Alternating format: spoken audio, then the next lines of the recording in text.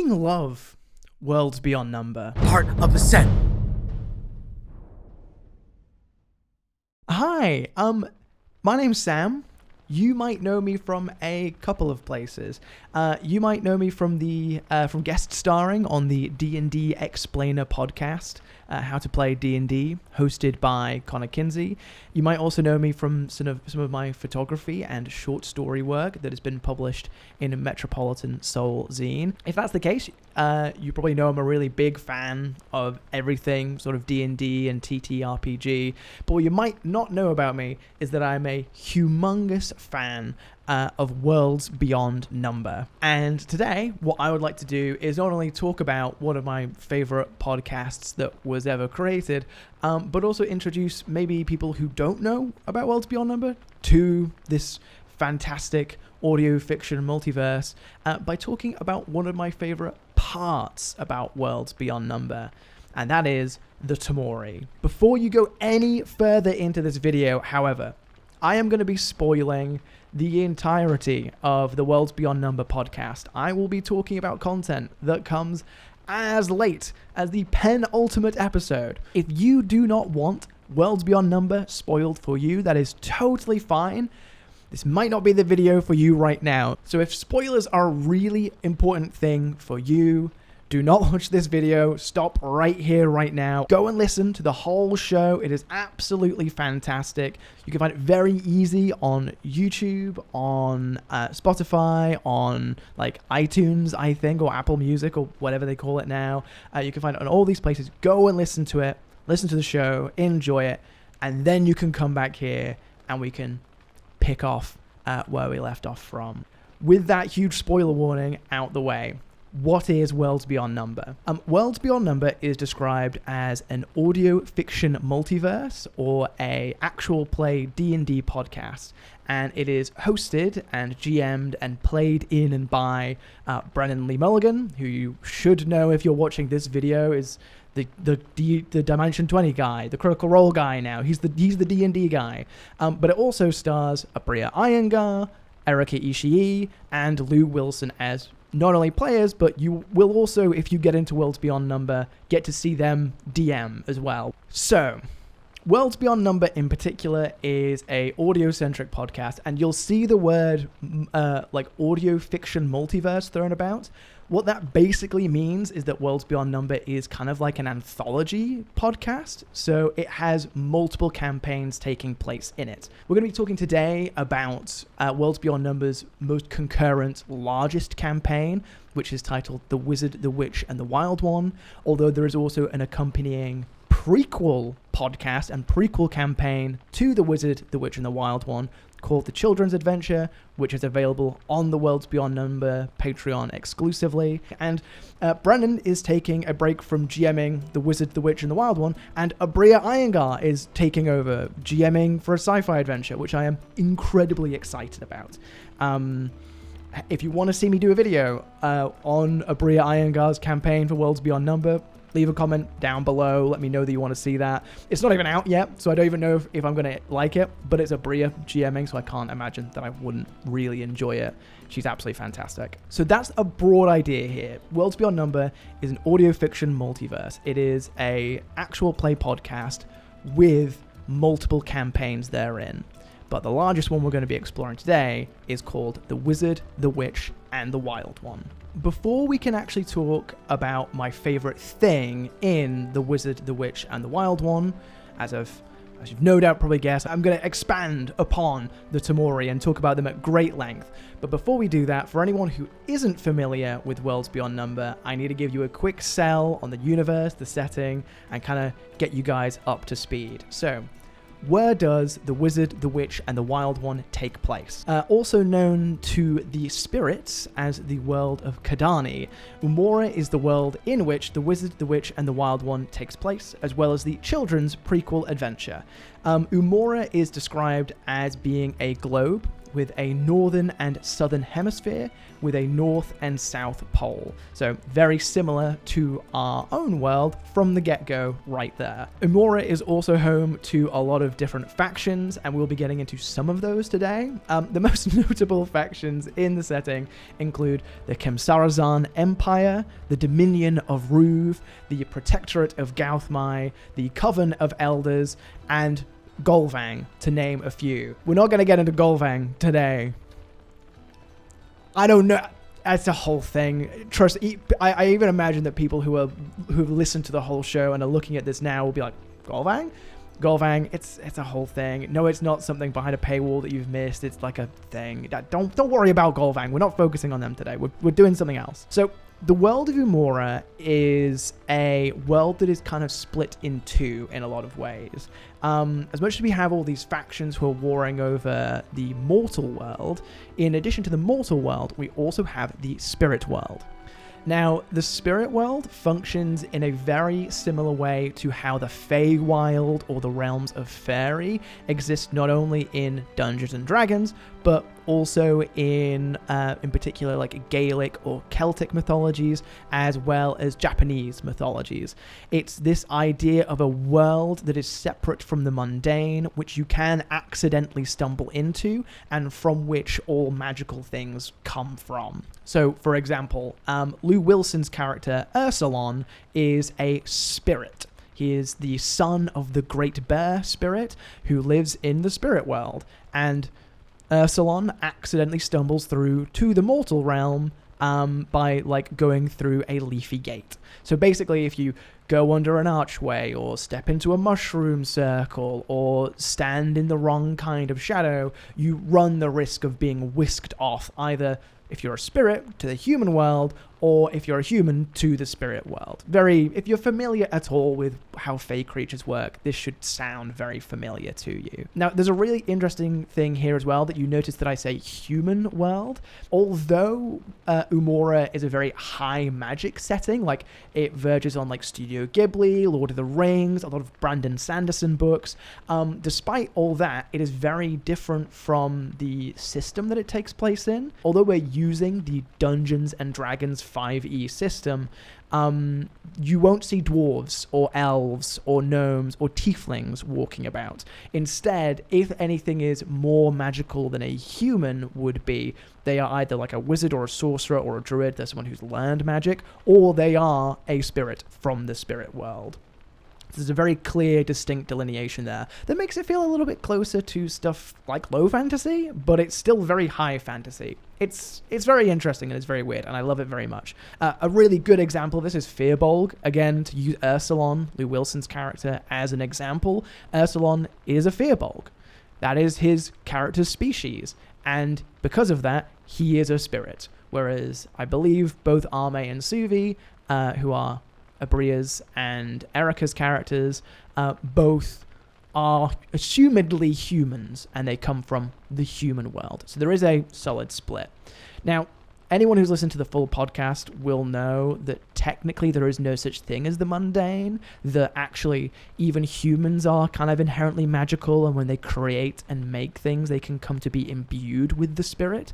But all that you really need to know to start getting into Worlds Beyond Number, and to kind of understand most of what you're going to hear in this video essay, is that anything that is magical comes from the spirit world. So that means that if you cast a spell, even if you're a wizard or a sorcerer or a warlock, you are tapping into the spirit to conjure this magical effect. If a magic item exists, that item has some nature of the spirit in it. Spells have natures of the spirit in it. If you have magically talented gifts, like if you're some kind of a sorcerer, you might be related to a spirit, or you might have some of the spirit in you. So that's the world of Umora in broad terms. Now, you'll have noticed that I mentioned a bunch of factions right at the start.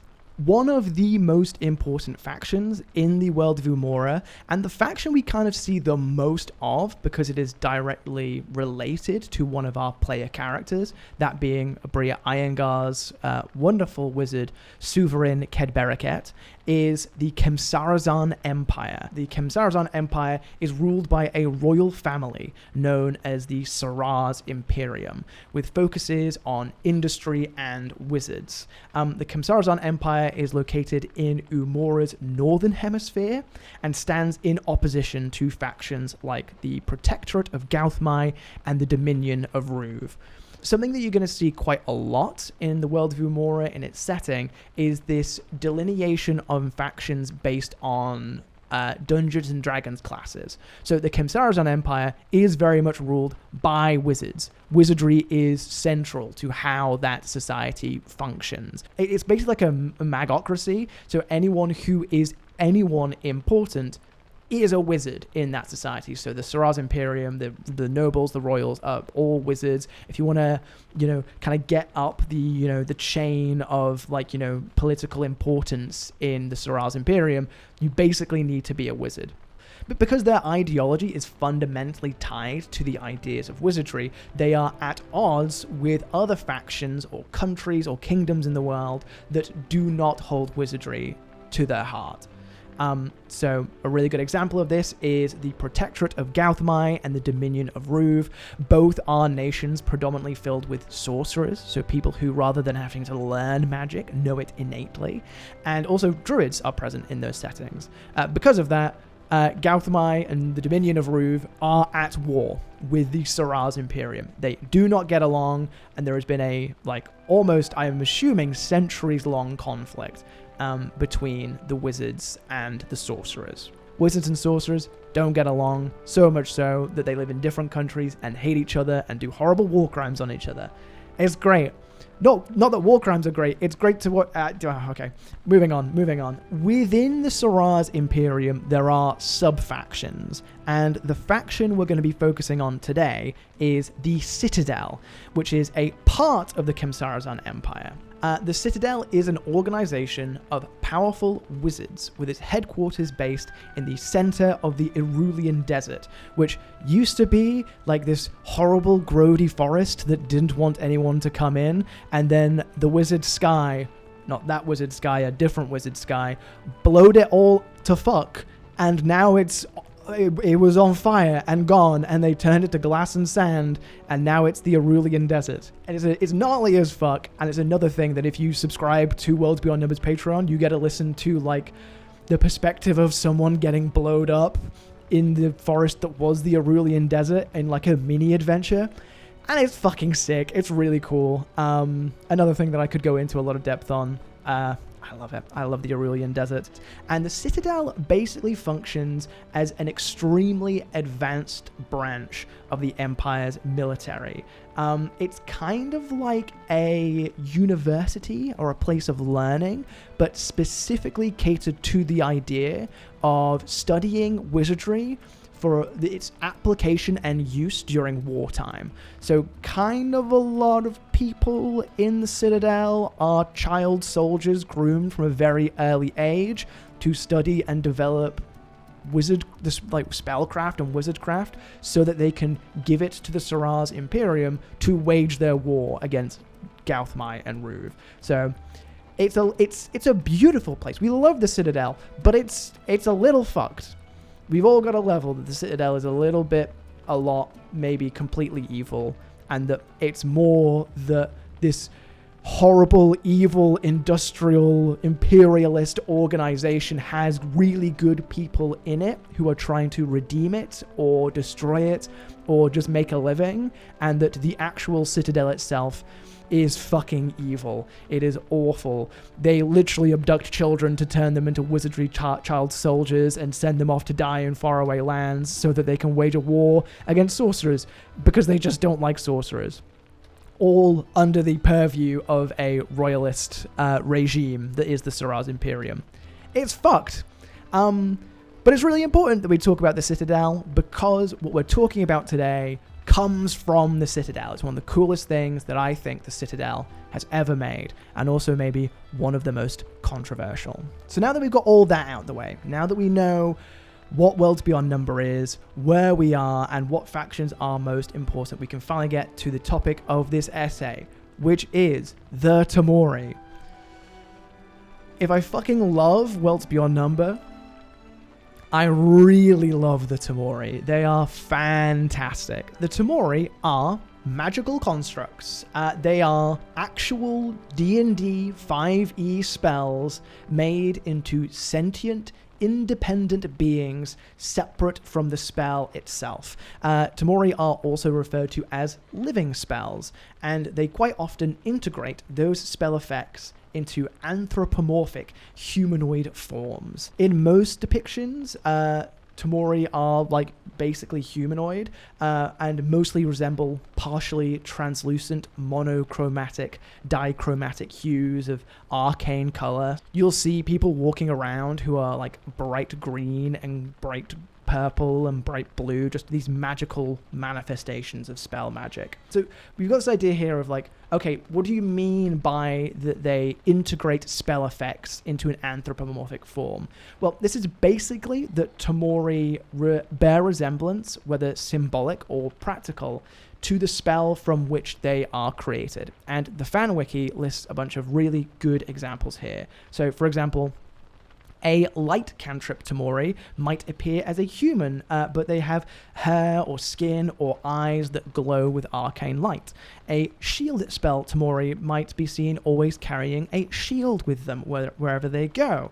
A mage hand cantrip Tamori might be mostly translucent, save for like their hands or their arms or the palms of their hands, which might be glowing and opaque. I think they're kind of like Warforged in that they are made artificially. They're not a being that occurs naturally in the world of Umora. However, I also think there's a really interesting parallel to be drawn with Genasi as well, in that like a Genasi is an anthropomorphized form of a particular element like fire or wind or water or stone, that instead the Tamori are the spells which they are. So like, for example, all mage hand Tamori would be called the same thing and look kind of similar, in the same way that all fire Genasi would kind of have a similar thing that they've got going on. I think that drawing a parallel between Genasi and Tamori is a really helpful way of figuring out just what exactly they look like. They basically look like if a human's dad was a spell and a mum was a normal woman, is a magic baby. There you go.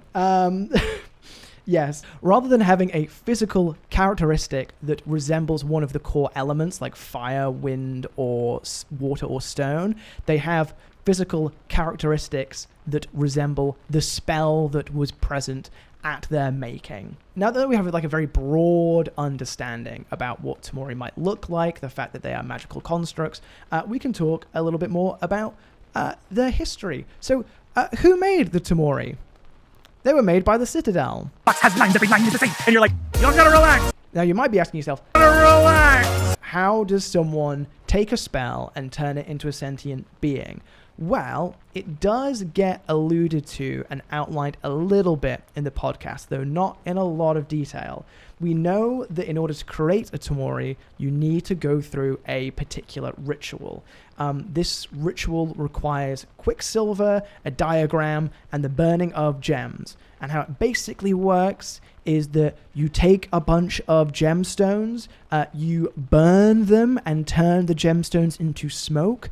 You then turn that smoke into the desired spell that you want to make the Tamori. So like you would burn some gems and you'd get the smoke, and then you'd turn that smoke into the mage hand cantrip, and then after that you would put that smoke, you take a bunch of gemstones, like almost like a pentacle, burn them and turn the gems laid and you get the smoke, and then in doing that smoke into the mage desired. Now I don't know what significance the 7 torches have in particular, or even specifically what the quicksilver is to do. I'm assuming that the 7 torches are to do with like the 7 schools of spellcraft or wizardry, but I don't know if that gets confirmed, and it does seem like a needless complication from wizards to turn around and be like, it must be the 7 schools of wizardry, even though characters in the show actively argue that the 7 schools of wizardry don't necessarily exist. I don't even remember if there are 7 schools of wizardry. I'm probably going to look this up afterwards and look very embarrassed when I'm like, are there 7 schools? And there's just blatantly not. Oh well. How does that actually work though? How does putting the spell in smoke from gems in this diagram of torches create a Tamori? It basically functions with the following idea, which is that spells, as we mentioned before, because spells are fundamentally magic, they are fundamentally of the spirit. Thus, a spell, being of the spirit, must have something of the spirit in itself, if that makes sense. Like if the spirit world creates spells and magic, then there must be a little bit of that spirit in the actual magic itself. Again, we could go into a lot more detail here because actually it turns out that not just spells have the spirit world in them, but all things do, whether they're natural or constructed, but that's a whole other box of frogs there. Anyway, all you need to know is that spells have some of the spirit world in them. All spells, regardless of spell school or type.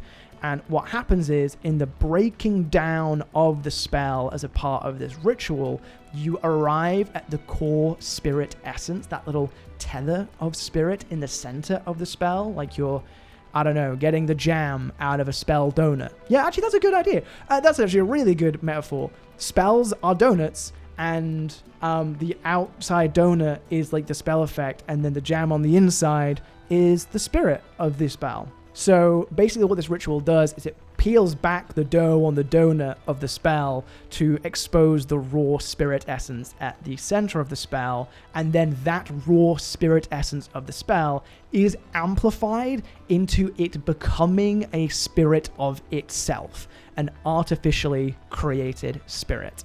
And it basically follows the following kind of like philosophical paradigm, which is this idea that, this is literally an example that is given by Brennan in the show, which is that if you were to build a well and a spirit comes to inhabit that well, whether it is the making of the well that makes the spirit, or whether a spirit over time becomes associated with the well, or just moves in to the well, if you were to then unmake the well, does the spirit fade? Does it die? Is it destroyed? Or does the spirit remain? And because of the idea that there is a question or an uncertainty about how much of a thing lingers after its own destruction and annihilation, because that question exists, wizardry has found a way to exploit that uncertainty and create artificial spirits that are spirits of themselves. It's a little complicated, and if you don't understand paradoxical being, all you need to know is a little complicated spirit. Don't all you need to know. It's a little complicated, and if you don't understand it fully, that's fine. All you need to know is that Tamori are the spirits of spells, artificially created by the wizards of the Citadel within the Khemsarazan Empire. Okay, so now that we know what Tamori are, now that we know who makes the Tamori and how the Tamori are made, we're going to go quickly into when they were made, because I do think it's really interesting. So it is stated in the show that the first Tamori was discovered in the year 1659, or rather, the Citadel discovered the means of how to create Tamori in the year 1659. Now, the fan wiki and some of the characters within The Wizard, the Witch, and the Wild One mention that the first Tamori to be created in 1659 was the Mage Hand Cantrip Tamori. Now, whilst that is probably true, because the Citadel is sort of so infamous for having so many secret plans and secret schemes that we never really know what the 100% up to. It's hard to be certain of how true that statement is. It is entirely possible that maybe like super powerful Tamori were invented way before, or that like the first Tamori, there were a bunch of like really fucked up batches of Tamori that just didn't work out but are still technically Tamori. We just don't know. But what is told to us is that they are first created in 1659. And I believe it's stated in episode 18 directly by Brennan that Abria's character, Suvi, recognizes that the first Tamori was existed in the Citadel when Suvi was about 9 years old. So that puts that at about 1659. Now, that's really interesting. That year has been chosen for a very particular reason, I think, and I have a bit of a pet theory about this. So, Tamori are made in 1659. Why is that relevant? Well, because 3 years prior, in 1656, we have an event known as the Ruvian Incursion. So, in 1656, we established the Dominion of Ruv, the Saraz Imperium are at war, and by extension, that also means so is the Citadel. The Citadel is at war with Ruv. And what happens in the Ruvian Incursion of 1656 is that a group of warlocks and chalices, we are not going to have time today to get into what chalices are, but just bear with, a bunch of Ruvian warlocks and chalices manipulate a magical bylaw in the movement of some stellar constellations that control teleportation in the world of Umora. They manipulate teleportation in line with this astral conjunction to basically teleport directly into the Citadel and do massive amounts of damage. So it's very interesting that Ruv attacks Citadel with these new things called chalices, and that just 3 years later, the Citadel creates the first Tamori. I kind of can't help but interpret that as meaning that Tamori are a direct answer and a direct repercussion of chalices being seen on the battlefield. So the worthwhile thing then as well that is worth noting, they were made in 1659, which means that the oldest Tamori that we are aware of in the show would be a maximum of 11 years old. Now again, it is totally possible that earlier drafts of Tamori exist. That is absolutely possible. We just don't see them. We haven't seen them in the show. I think it's very interesting that it was likely as a response to being attacked by Ruv that they were like, let's make Tamori to battle the chalices. And that is a fight that we've not seen in the show yet that I desperately want to see, because watching a Tamori and a chalice fight would be super fucking cool, I think. Not like one of the weak Tamori, though. That would just be horrible. That would just be like watching a person get massacred. Like, I mean a powerful, cool Tamori. And there are powerful, cool Tamori, and we'll get into that.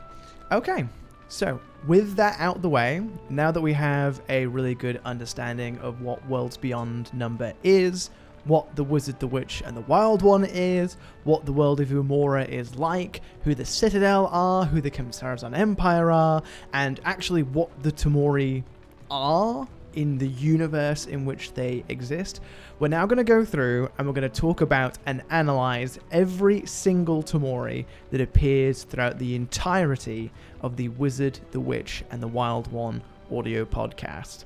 And not only am I going to outline and talk to you about every single one of them, at least the ones that appear on screen, but we're also going to rank every single one of them out of 10. Now, I know what you might be thinking.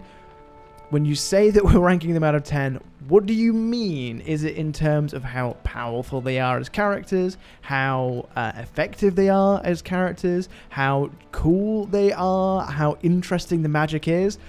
The answer to that is yes and no. I am being incredibly subjective about this, and my 1 to 10 rating of the Tamori, each individual member of their species or ancestry as they appear in the show, is totally rated on vibes alone. We're going off pure vibes. Yeah, if you disagree with any of the ratings that I give any of the Tamori, if you think that one of the Tamori that I rate really low should actually be rated really high, or vice versa, That is fine to disagree with me. I am not an expert on Tamori. I am not an expert on storytelling or character creation.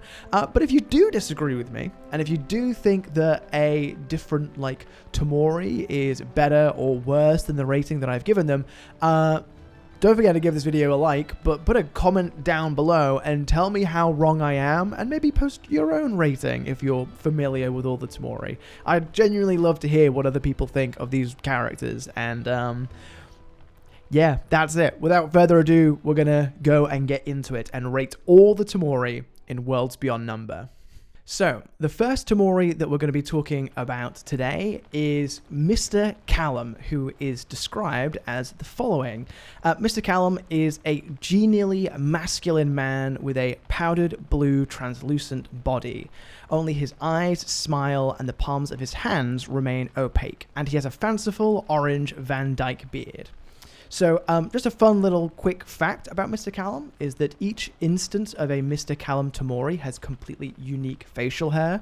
Now, we don't know if that means unique in terms of color, like they don't all have orange facial hair, but I think we can at least assume that it means that they all have different styles of facial hair. So some might have that Van Dyke beard that the Mr. Callum that we know has, or they might have like a mustache or a goatee or any kind of facial hair, but they all have different facial hair. Now, the only instance of Mr. Callum that we see in the actual show, Mr. Callum gets alluded to a lot throughout the narrative. He gets mentioned by a bunch of different characters, both very early and very late in Worlds Beyond Number. The only one that we actually meet in the show is working as a baker in the Candle Street Bakery, both making and selling a range of baked goods. We first meet him in episode 15, Everything, and he is directly stated as being a mage hand cantrip Tamori. Now, it's kind of immediately it's unclear as to whether all Mr. Callums work in bakeries or whether they find themselves being applied across a range of industries. I can't imagine that they would limit that, like, oh, mage hand cantrips can only work in bakeries when, like, the mage hand cantrip spell is so useful in such a broad topic of areas. And I do think it gets mentioned that a bunch of other Mr. Callum Tamori are working in different bakeries throughout the Citadel, but we don't actually see any of those characters, and we also don't see any instances of a Mr. Callum working in a different field. For example, could a Mr. Callum be like a butler? Could they be a cleaner? Could they be something else? We just simply kind of don't know, really. But it would be certainly very interesting to see a Mr. Callum in a different field outside of the kind of like the bakery and confectionery one. Another fun fact that's kind of like on top of Mr. Callum here is that in Candle Street Bakery, all of the bakery supplies, tools, and utensils in the bakery are weighted to be under £10. Now, what this implies is that Mr. Callum is bound by the physical limitations of the spell that is used to create him, which is really interesting, because just for a start off, if we go back to that question on whether Tamori wear clothes or whether the clothes that they are seen wearing are a part of their arcane manifestation, if we assume that Tamori, like, come out of the ritual just, you know, in their birthday suit, just a naked arcane boy, in that case, we have to give them clothes, right? To put them on for decency. And we can't just have a bunch of naked magical guys wandering around. And if that's the case, and if Mr. Callum can only hold things that weigh less than £10, does that then mean that his clothes have to be weighted so that he is wearing clothes that, like, are as light as possible? And then if you're building tools for a Mr. Callum to use, do you have to make sure that you deduct the weight of his clothes from the weight of those tools, so that he can actually use them and they're not too heavy? And also, the fact that things are weighted at £10, does that mean he can't pick up anything heavier than £10? Like, what happens if he tries to? Does he grab onto something and move it and it's just too heavy forever? Does his hand phase through it like it's a ghost? We don't see Mr. Callum attempt this at any point in the show, but it would be incredibly interesting to know just how those physical limitations work. It also raises a really interesting point when you compare it to some of the other Tamori that we're going to talk about later on, in particular the higher spell level ones, who are not only capable of casting cantrips and different spells, but also appear capable of carrying physical objects like swords and shields, even though the spell that they are, doesn't specify. Like, for example, a fireball Tamori doesn't have anything in the spell that it's made from that says it can wear a jacket. But we do see fireball Tamori wearing uniforms. So does that mean that then, like, if you're a higher spell level Tamori, you can kind of gloss over that fact? What restrictions are there in place that mean that Mr. Callum can't pick up anything that is outside of the range of the requirements of his spell, but the other Tamori can do that stuff? And then we only really see one cantrip Tamori in the whole show, that being the Mage Hand cantrip. Other higher level spell Tamoris are able of casting not only their true spell and the spells associated therein, but they're also capable of casting cantrips. But we don't see any cantrip Tamori, like we don't see a Witch Bolt Tamori or a Firebolt Tamori. So if that's the case, what? Relax! If that's the case, what would a Firebolt Tamori look like? Would they be distinguishable from like a wick of fire burning at the end of a candle, or like a really minor fire elemental? Would they be distinguishable in any way, or would it just look like a shimmering sentient flame? Why do the Tamori take on physical forms when none of the spells outline that should be possible? They're all really interesting questions, and I would love, sincerely, to grill a wizard over how exactly that works. The last really interesting thing about Mr. Callum, naturally, he is a Mage Hand cantrip Tamori, but that is a concentration spell, and it only lasts for a minute. Yet we know for a fact that Mr. Callum is at least 9 years old, because Suvi has known him, and known him working at Candle Street Bakery for 9 years.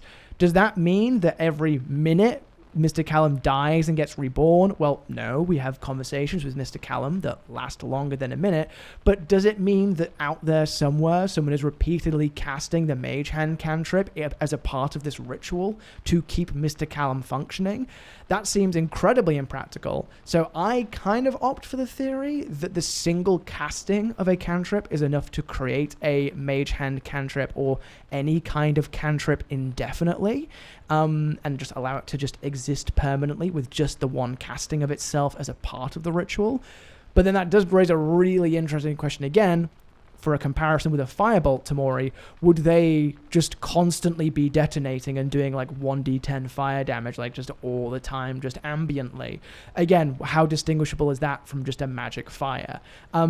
It's just one of those things that, like, it doesn't quite necessarily, it's not that it doesn't make sense, it's a question that we don't know how this thing works, how something that has a limited time frame sustains itself like infinitely effectively. So that's Mr. Callum. He is an absolutely great character in the show. Again, he first appears in episode 15 everything, and is not only our character's introduction to Tamori, but he's also the audience introduction to Tamori. We all kind of learn about what Tamori are together at the same time. He's a relatively simple spell because of that. Like, Brennan's not throwing us into the deep end by being like, here's a power word, kill Tamori, as your first Tamori that you meet. He's a really nice introduction. Mr. Callum eases us into the idea that Tamori exist, and from that he's very educational, but he doesn't really appear a lot after that. He kind of appears in these episodes in Arc 2 for just a little bit, just to kind of show up and help out the characters here and there, but not much. He doesn't have a huge, show-spanning narrative or B-plot that's going on. What is really interesting, though, and does make him seem very important, is that the Wizard Steel and a couple of other really important characters in the show point out that Mr. Callum was the first Tamori to ever be created.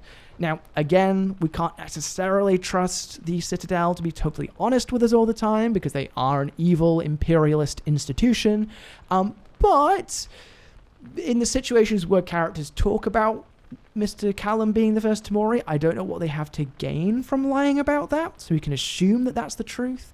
And that is kind of the major importance of Mr. Callum, that even possibly the one in Candle Street Bakery might be the first one that was ever made. Again, probably pretty unlikely, but we can assume as much. Mr. Callum gives us an incredible amount of lore and background all throughout the show as to how Tamori exist and how they are created, and he's just a nice, friendly guy. It's nice to meet characters in a show who are nice and aren't always trying to kill our protagonists, and because of that, I have given Mr. Callum an 8 out of 10. The next Tamori on our list is Adina. Appearing as a young woman, Adina's skin glows with a soft teal blue light. Suspended locks of shimmering white hair float around her head as if suspended underwater, and Adina is most often seen wearing a gold-threaded tabard and high boots, as well as wielding a long sword and a shield. Adina is a shield spell Tamori, and iterations of Adina are often seen accompanying high-profile wizards of the Citadel, mainly those linked to the military courts like Gavriel, so this includes people like the Archmage Saber and the Wizard Silver. And again, kind of hearkening on what we were talking about with Mr. Callum, she actually appears to possess physical belongings, such as like the tabard, the boots, as well as the sword and the shield. So again, there's this question, are these articles of her apparel and weaponry, are they physical manifestations of her arcane form, or are they things given to her? That isn't really outlined to her, but again, how is she able to hold those if she's bound to the restraints of the spell? And then another question, is she actually bound to the restraints of the spell that she is? We kind of don't know. So, instances of Adina appear to exist in either a entirely military or ceremonial capacity. So, we see her, like protecting wizards on battlefields, or when there are big sort of ceremonial events, she is usually escorting a wizard. And this makes sense because of the spell that she is. Naturally, if you're a wizard on a battlefield, you would want a shield spell to defend yourself from incoming attacks. However, if you're also at a big ceremony with lots of people and crowds, there might be a risk of assassination. If that is the case, you would also love for a shield spell Tamori to be following you around then, just in case someone tries to, get one over on you. So it makes a lot of sense, the capacities in which we see her appear. Really interestingly, despite the fact that she's got military and ceremonial applications for the most time, there are some instances where wizards choose not to bring Adina into combat. For example, the Archmage Saber, who is sort of like the war mage of the Citadel, leaves his accompanying shield Tamori behind at the Citadel during the first few conflicts that we see in the Shroud Mountains, in particular that first attack at Fort Kieran. Like, he hears about the attack at Fort Kieran, assumedly, and goes right over to the Shroud Mountains to try and deal with it, but leaves his shield spell Tamori behind in the Citadel. Now, that's really strange, because if we've talked about how useful it is to have a shield spell Tamori on the battlefield, why doesn't he bring her with him? This could be happening for a bunch of reasons. Firstly, this could be indicative of Saber's personal beliefs and assumptions about how disposable Tamori are. To Saber, he might not see the Tamori as people. He might just see them as spells and artifacts and a part of his wizard toolkit on the battlefield. And because of that, in that moment, it might have been too inconvenient for him to bring something along with him. It's very notable that he doesn't even tell Adina that he's headed off, he just bamfs out. So that could be indicative that he just thinks of her as an object and a tool, and that he just doesn't think to bring this tool with him. It's also possible that Saber might view her as a person, but might not think that Adina would be super useful in that particular battle, and has not brought her either A, to not expend a resource unnecessarily, or B, because he doesn't want to, lose a friend of his, because it's very likely that if they're going into somewhere dangerous, he might leave her behind in order to protect her, given that she is such a disposable and self-sacrificing spell as a shield spell. So it really swings between one and the other, right? It could be that he just doesn't view her as human at all in any way. Well, she's not human, but you know what I mean. And because of that, leaves her behind and just casts her aside and doesn't even think to let her know that he's gone. Or it could be that he values her so much that he doesn't want to bring her into an incredibly dangerous situation. It's this kind of question of whether Adina being left behind in the Citadel is due to a lack of thought, or whether it's an intentional decision that he's making, which is a really interesting conversation to have. I think the only person who can answer that question for me would be the Archmage Saber, but I don't have him here today, so we're just going to have to sit on that question and come to the conclusion ourselves. I personally think that based off what we know about Saber and the Citadel, it's probably that he doesn't see her as a human being and doesn't bother to bring her with him. But hey, maybe Saber and this one Adina are fucking on the side. Maybe. It's not impossible. Adina is also one of the first Tamori on our list that we actually see multiple instances of in the show. So Mr. Callum, we hear about lots of different Mr. Callums, but we only see the one, whereas we do see two Adinas. The first version we see accompanying the Wizard Saber, as we've already discussed, and the other one that we see is accompanying the Wizard Silver. So this second Adina with the Wizard Silver actually dies at the Battle of Abyssin, one of the major turning points of the show, and we see her dying defending a construct from a series of Gauthmai druids and beasts. Now, I've actually printed the quote from the episode directly down here because it's such a fire quote, if you'll permit me. Beasts, badly charred by Sworn's fireball, close on the construct. As they do, Adina leaps forward, and in a moment you see tears streaking down her face in an act of pure love and devotion, and vanishes as she casts herself. This badly mismatched patchwork construct with a sore arm and a log leg suddenly is surrounded by the most beautiful calligraphy the Citadel can muster. Shining, gleaming armor. First off, this is one of the most gorgeous, beautiful, kick-ass fucking quotes in the whole show. I love Adina's death scene. It is fucking fantastic, and I've re-listened to this episode multiple times just because of how cool that one singular sequence is. But second off, where do emotions play into Tamori's lives? We can assume that because she's a sentient being and a, person, that she has emotions, right? Most Tamori appear to show some kind of happiness or joy or fear, but here she appears to be completely besotted, almost like she's infatuated. And it's the question here is, what is she in love with? What is this adoration aimed towards? Now, my first thought naturally is the construct that she's protecting. She casts her true spell, vanishes, dissipates, and protects this construct. So naturally you'd think that this devotion and love is aimed towards that thing. However, it's also possible that it could be a devotion aimed to the Citadel, that she loves the Citadel so much that this moment of self-sacrifice in the name of the Citadel is enough to get her so emotional. Lastly, it could also be because that she's just full of self-love. It could be that the moment of her casting of her true spell, of truly becoming the thing that she has always been, that she feels herself truly and entirely for the first time, and that emotion is so overwhelming and beautiful that she falls in love with herself as she dies. It's a beautiful bit of poetry. I fucking love it so much. Again, it's not something that we get a solid answer on. I personally, out of all those three descriptions, there's one that I like the most, and it is the one that's she's in love with the construct, which I know is maybe a bit reductive of her character, but I love the idea of a construct and a Tamori falling in love. I think that's great. And on that wavelength there as well, I do have a third thing. What is the relationship like between Tamoris and constructs?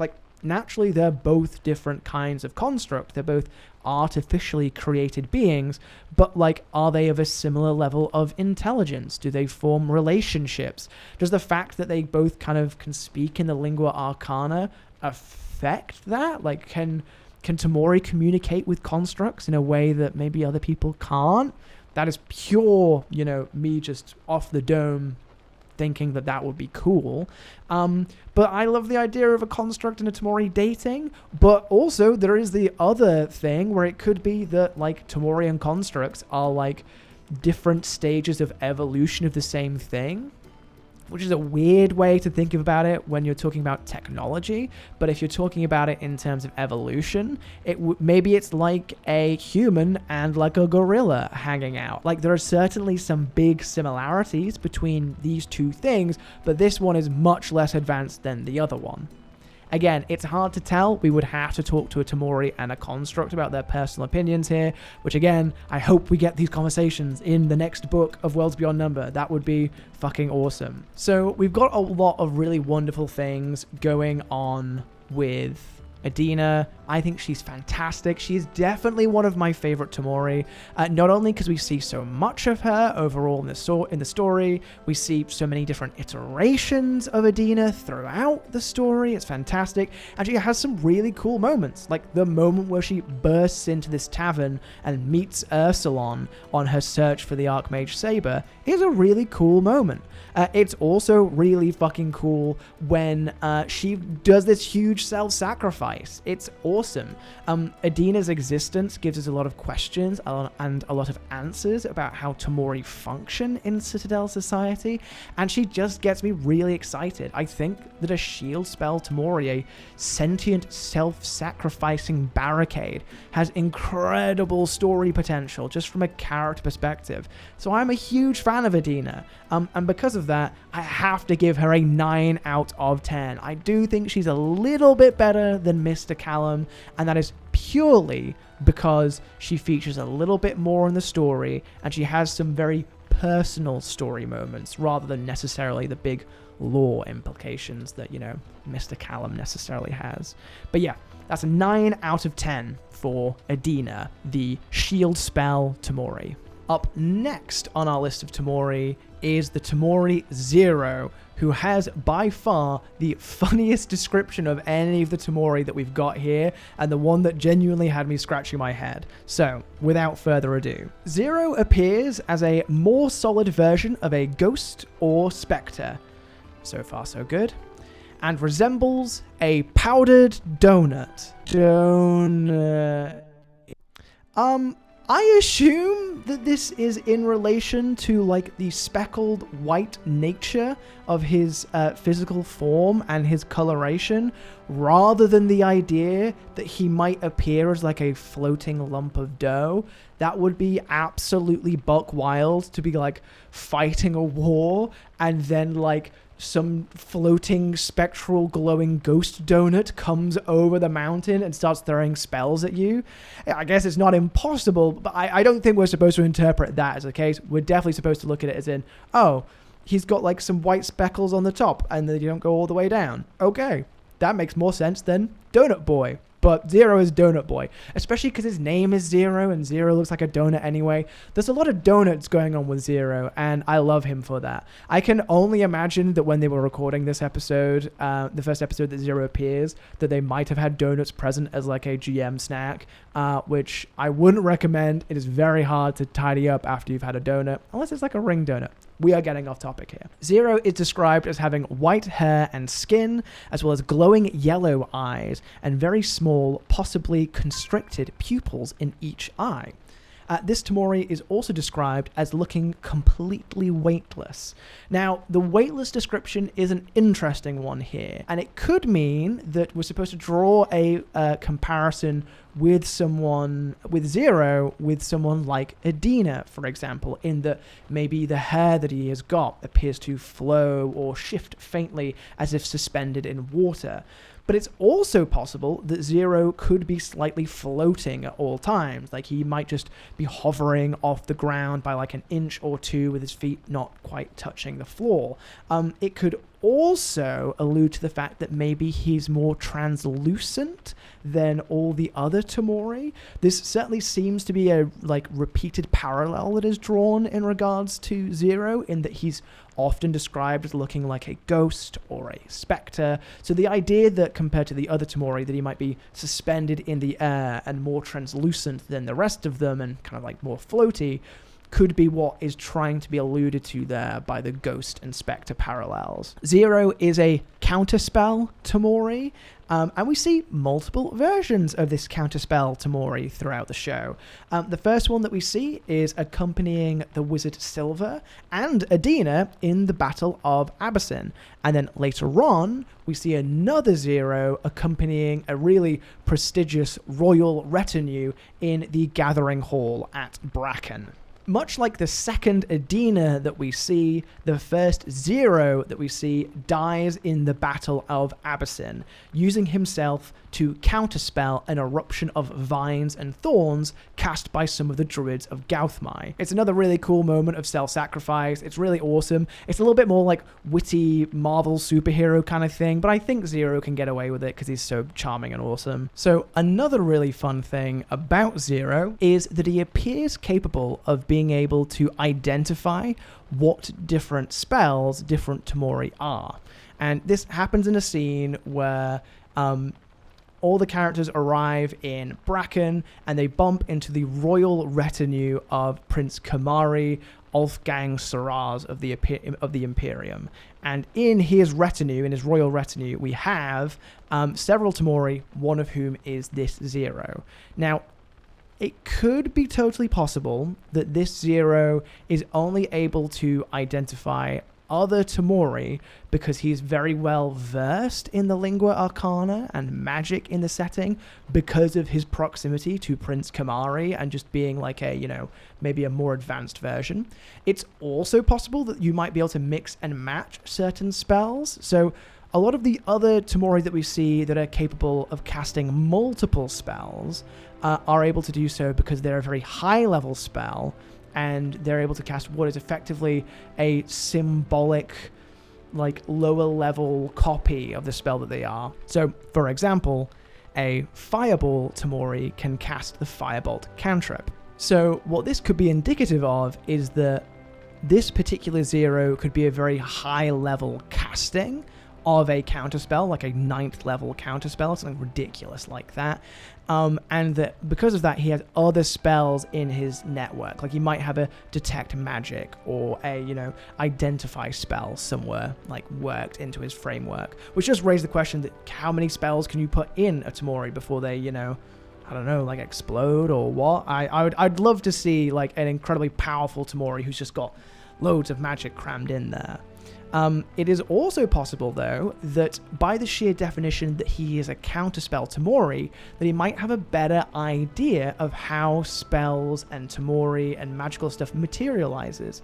If you think about it, it's very important for a counterspell to know what it is counterspelling.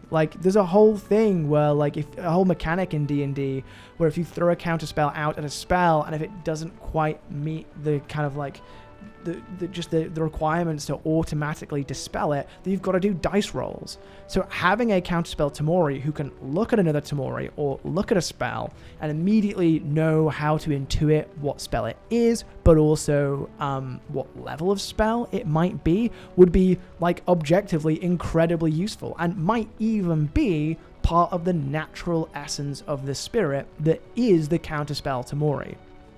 It's a very interesting thought.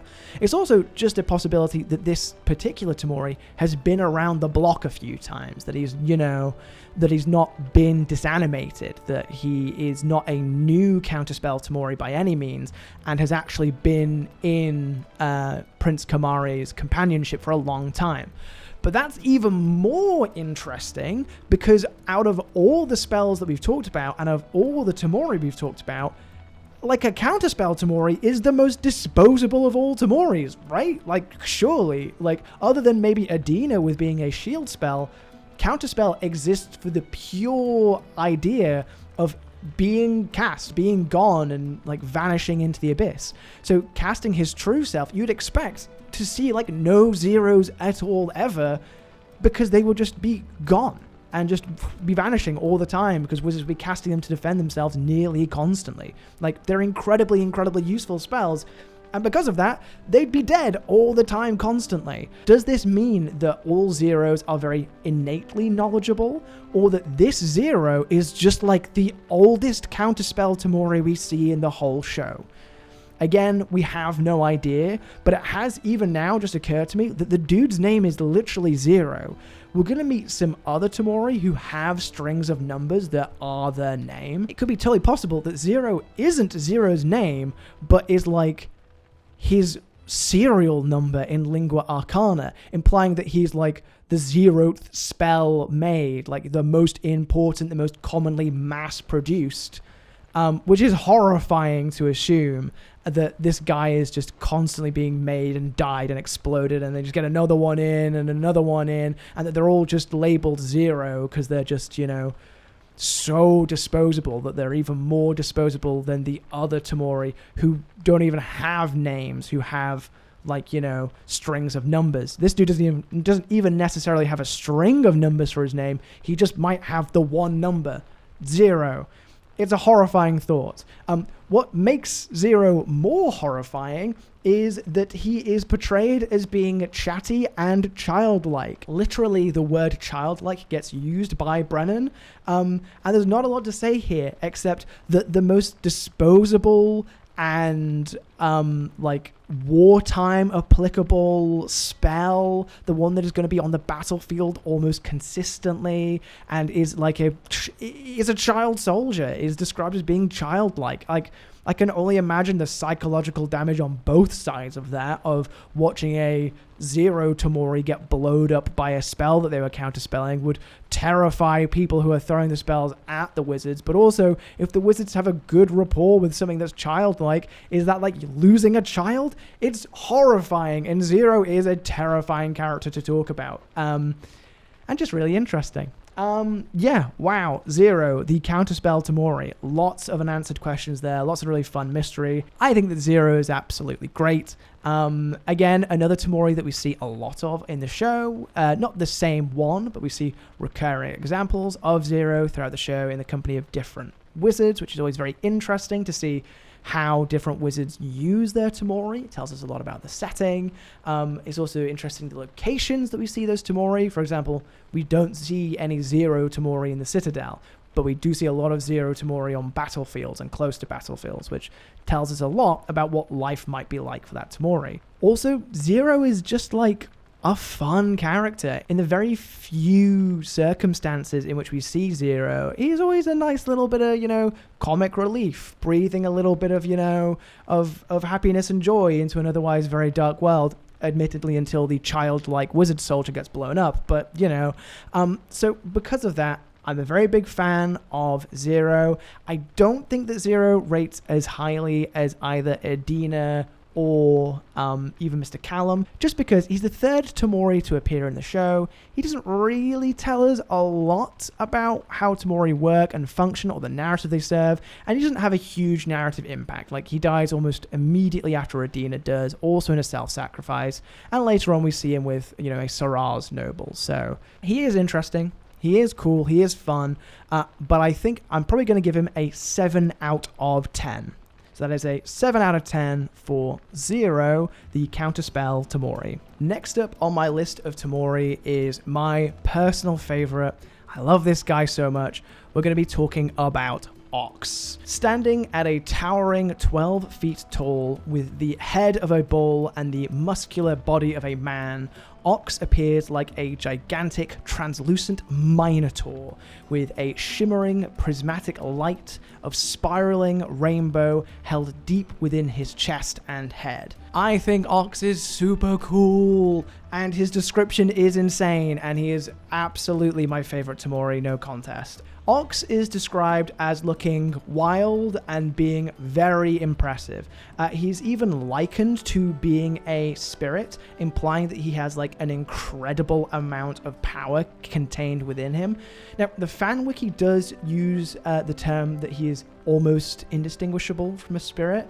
I don't think that that's actually what Brennan means. Like, it's not... Like, there's a comparison being made between Ox and the spirits in that there's a wildness and a rawness of his magic and that he is spirit adjacent. I think saying that he's indistinguishable from a spirit when Ursulon clocks him immediately as a Tamori is kind of not accurate or correct, I don't think. But that's just me arguing with the fan wiki. Ox appears capable of casting loads of spells, and if I'm being honest, we don't for sure know what his true spell is. So, for example, he is capable of casting both the True Sight spell and multiple casts of Detect Magic a day. So we don't know what kind of Tamori he is, but we can assume that he's something to do with being able to, some kind of, spell that detects things and drinks in knowledge and just knows things about things and can read magic really effectively. But it's very likely that whatever spell he is the most potent or powerful form of the spell that he has access to. So it could be that he is like a True Sight spell with multiple Detect Magics in him somewhere. Or it could be some kind of like 9th level spell, some kind of, 9th level divination spell that I just don't know about. But it doesn't get directly stated. All that we kind of get told is that he can do a lot of really wild shit. But we can probably assume that he is a true seeing Tamori based on the scene and how Brennan describes him. A really fun thing here is that iterations of Ox appear to be really bad with social cues and really persistent in asking so many questions that it can kind of be interpreted as being a bit rude. So the first time we meet Ox is, again, he is alongside Zero as a part of Prince Kamari Ulfgang's royal retinue. He's one of the Tamori in that. And the first time we meet him, he goes right up to Arme and Ursulon and just starts asking them a lot of questions that is, it comes off as a little bit rude, it's a little bit invasive, it's like, whoa, dude, calm down. But if you think about it, if the personalities of all these Tamoris come from the nature of the spell they're created from, it's hard to blame Ox. Like, if he truly is like the highest level casting of True Sight or what have you, then he is made from a spell that is naturally inquisitive. Of course, he's going to be asking a lot of questions and prying into everything. It's literally within his nature. He cannot help it. So we'll give him like a jail out of free card for being a little bit rude to our main characters. So yes, as previously stated, the first Ox that we see travels as a part of Prince Kamari Ulfgang Saraz's royal retinue, and that's the only one that we see. We only see one Ox in the whole show, just this little snippet, and nowhere else. Now, what's really strange is that we don't see any Ox Tamori in Chapter 2 of The Wizard, the Witch, and the Wild One. Basically, the whole of Chapter 2 is about subterfuge and investigation, and in particular, the Saraz Imperium start investigating the Citadel as a result of a possible data breach and information leak that got through to the enemies of the Khemsarazan Empire. Now, because of that, and because of the investigative nature of the Empire's actions in the Citadel for Chapter 2, you would expect there to be a bunch of Oxes just walking around on the streets, like interrogating people, dragging people away, all that kind of stuff. But they simply don't appear on screen. We don't see any Oxes until way later in the story. The main reason for this is probably just that Brennan, as the DM, didn't come up with the idea for Ox until after Chapter 2 had already been and gone. So we're probably supposed to assume that there were some Ox Tamori somewhere in the Citadel around that time doing investigation work, and that they just didn't appear on screen. That none of our characters did anything bad enough right at the start, bad enough to warrant getting dragged off in front of an Ox who would then, like, I don't know, cast Detect Truth or some shit and, like, you know, like, just do a Zone of Truth on them and be like, tell me everything. We just don't know that. So it could be that they're supposed to be appearing off-screen and that Brennan didn't just mention them, or that Brennan didn't come up with the idea with them until later on in the show when we first see this Ox. However, there are a couple of other ways that we can interpret for this. So Ox definitely appears like the most powerful Tamori we meet in the show, and if the Empire is worried about the Citadel doing stuff, and if the Citadel make the Tamori, they might not want to bring any Tamori in there in case the Tamori, and by proxy the Citadel, have actually been in some way breached. Like, can the true-seeing Tamori be trusted if the Citadel can't be trusted, given that that Tamori is a product of that Citadel? So it could have been a very smart decision on behalf of the Saraz Imperium to not bring any Oxes to the Citadel. It's also possible that because Ox appears so powerful, he might be the only Tamori of his kind, of his spell level, that exists. It might literally be that Prince Kamari of Gang Saraz has the one and only Ox Tamori, and no one else does. It's also possible that the Ox Tamori might be so powerful that it isn't created in the Citadel, or that if it is created in the Citadel, it's shipped immediately to the Saraz Imperium. What I'm kind of implying here is that the Ox Tamori might exclusively only be in the Saraz Imperium and don't go to the Citadel for whatever reason. Maybe because they're so powerful, they're held secret, whatever you have. But we don't see any Ox Tamori in an arc of the story where it would make a lot of sense to see them. And that does bring forward some interesting questions.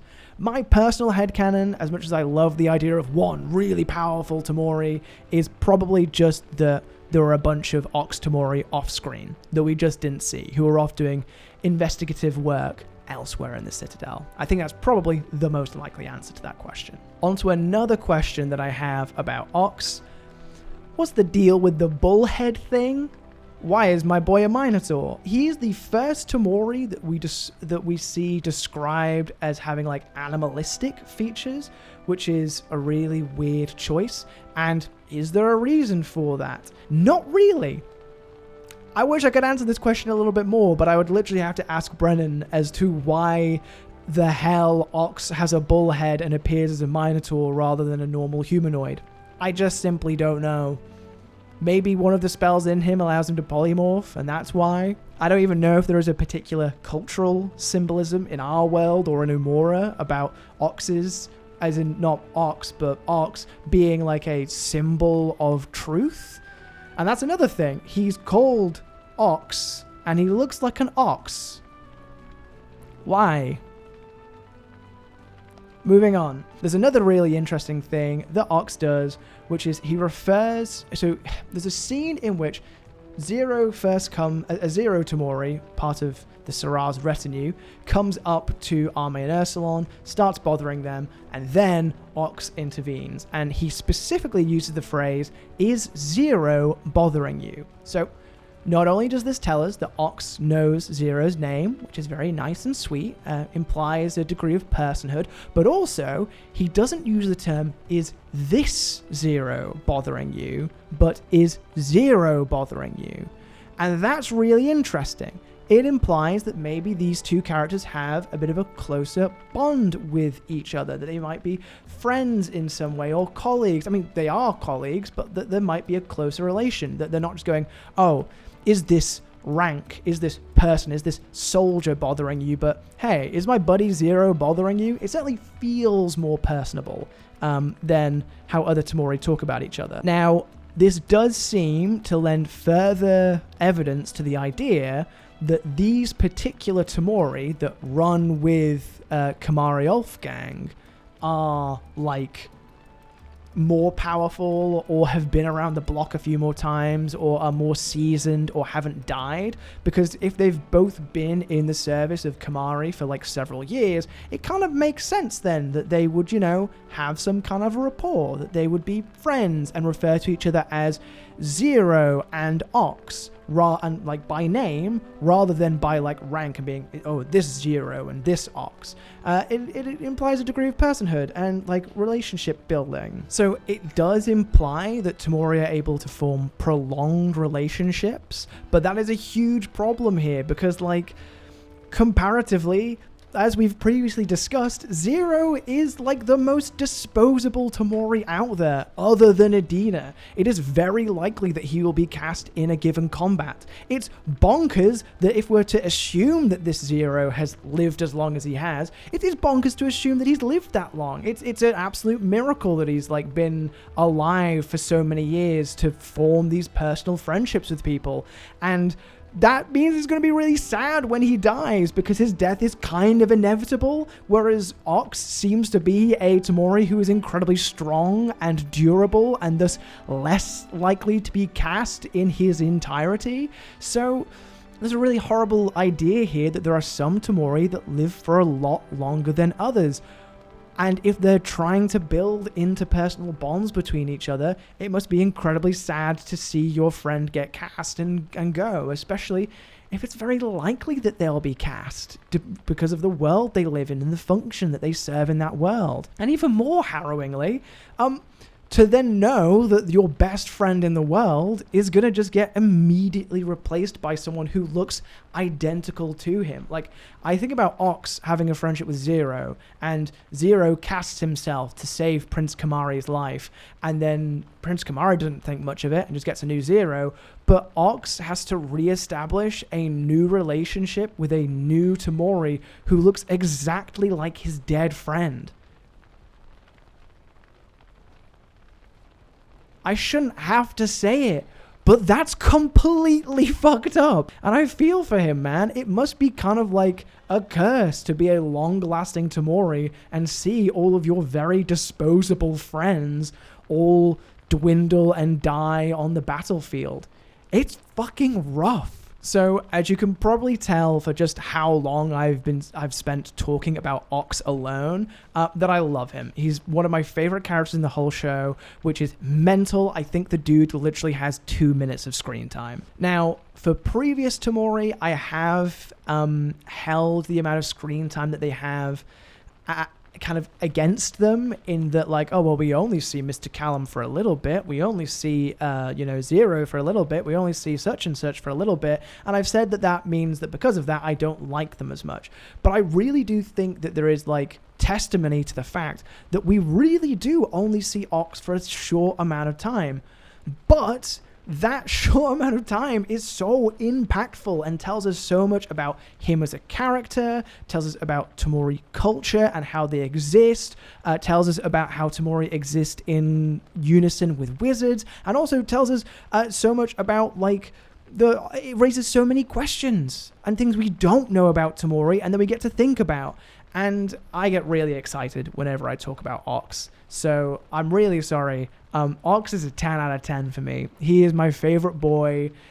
Yes, that is Ox, the true seeing spell Tamori. We don't know, but Ox gets a 10 out of 10 from me. My favorite Tamori. Up next on our list of Tamori are the unnamed Fireball Tamori. We'll get into why they're unnamed in a second. So, without distinguishing features save for their lava red smiles and lit from within by a glow at the base of their throats, these Tamori are fully armed and adorned with identifying patches on their epaulettes, written in the lingua arcana. In the official transcripts for this particular episode, where the unnamed Fireball Tamori appear, they're actually labeled as the Fiery Tamori. However, very notably, none of them are given any actual names. Instead, they have these epaulettes on their shoulders, as we kind of alluded to earlier, with letterings in the lingua arcana, and these like strings of numbers that are there are their names. Now, it is stated that these particular Tamori aren't given names like Dina or like Mr. Callum or Ox or anything more personable, because they are intended to be destroyed. They are being sent into battle to fight against the Protectorate of Gauthmai, and as such they will have a very, very short lifespan, relatively speaking, because it is expected and anticipated that their true spells will be cast incredibly quickly, as they are, in military service. Now, these fiery Tamori are clearly stated by Brennan as being 9th level fireball Tamoris, and they are another example of very powerful Tamori that are capable of casting a wide variety of spells. So whilst their true spell is this 9th level fireball that they cast once and then disintegrate, they're also capable of casting fire bolts in addition to that. So the first time we see these Tamori, they are in the Citadel, but they are at a military staging ground where they're basically getting prepared to be sent off to the Shroud Mountains to fight alongside the Wizard Silver and the Archmage Saber, following the Battle of Fort Kieran, and also fight against the Protectorate of Gauthmai and the Dominion of Ruve. This is the only time that we see these 15 Tamori. After this, we never see them again. It can be assumed that all 15 of these Tamori are dead, in that either they are killed by the forces of Gauthmai, or that they, during the Battle of Fort Kieran, or any of the many battles throughout the Shroud Mountains, that they cast their true spell that they are, and in doing so disanimate and die. We do learn some very interesting things from them, namely that it's very clear that the Citadel doesn't view them as people or sentient beings, as the Citadel is very happy to send 15 to 30 of them off to just immediately die. They are meant to be cast and unmade in their casting, and no one really seems to care about that. It's very likely that the Citadel doesn't really see them as people and just as spells to be cast as part of this, again, this idea of a Tamori being a part of a wizard's toolkit. Now, the disposable nature with which the Citadel treats, in particular, these 15 to 30 Tamori is really interesting, because there is an argument to be made here as to what the what is the benefit of making a spell sentient if you're just going to send it out there and blow it up immediately? For example, I don't think it would be beneficial for a gun to develop a conscience in the middle of battle, because what if that gun decides to not do what you want it to do? What if a fireball Tamori decides it doesn't want to detonate, or that it wants to kill the people who are oppressing it? It feels like a massive problem and like a real security risk to give something so powerful free will, especially when we have evidence of other parts of the wizard toolkit in the Citadel that are able to give the things that a Tamori gives without the worry of a conscience. For example, the wizards have these emerald imperial rings which store a repository of Aerith. Aerith is basically the world's beyond number equivalent of spell slots, where it's a repository of magical energy that spells can kind of come from, and the wizards have rings that can tap into the Aerith, allowing them to pull forth spell slots to use in combat. So why would you have a 9th level fireball Tamori when you could draw 9 levels of a fireball out of your emerald ring using the Aerith? It's very strange. It doesn't necessarily make sense, but I do have a pet theory for why this happens. I think this is down to the fact that wizards are very hard to train.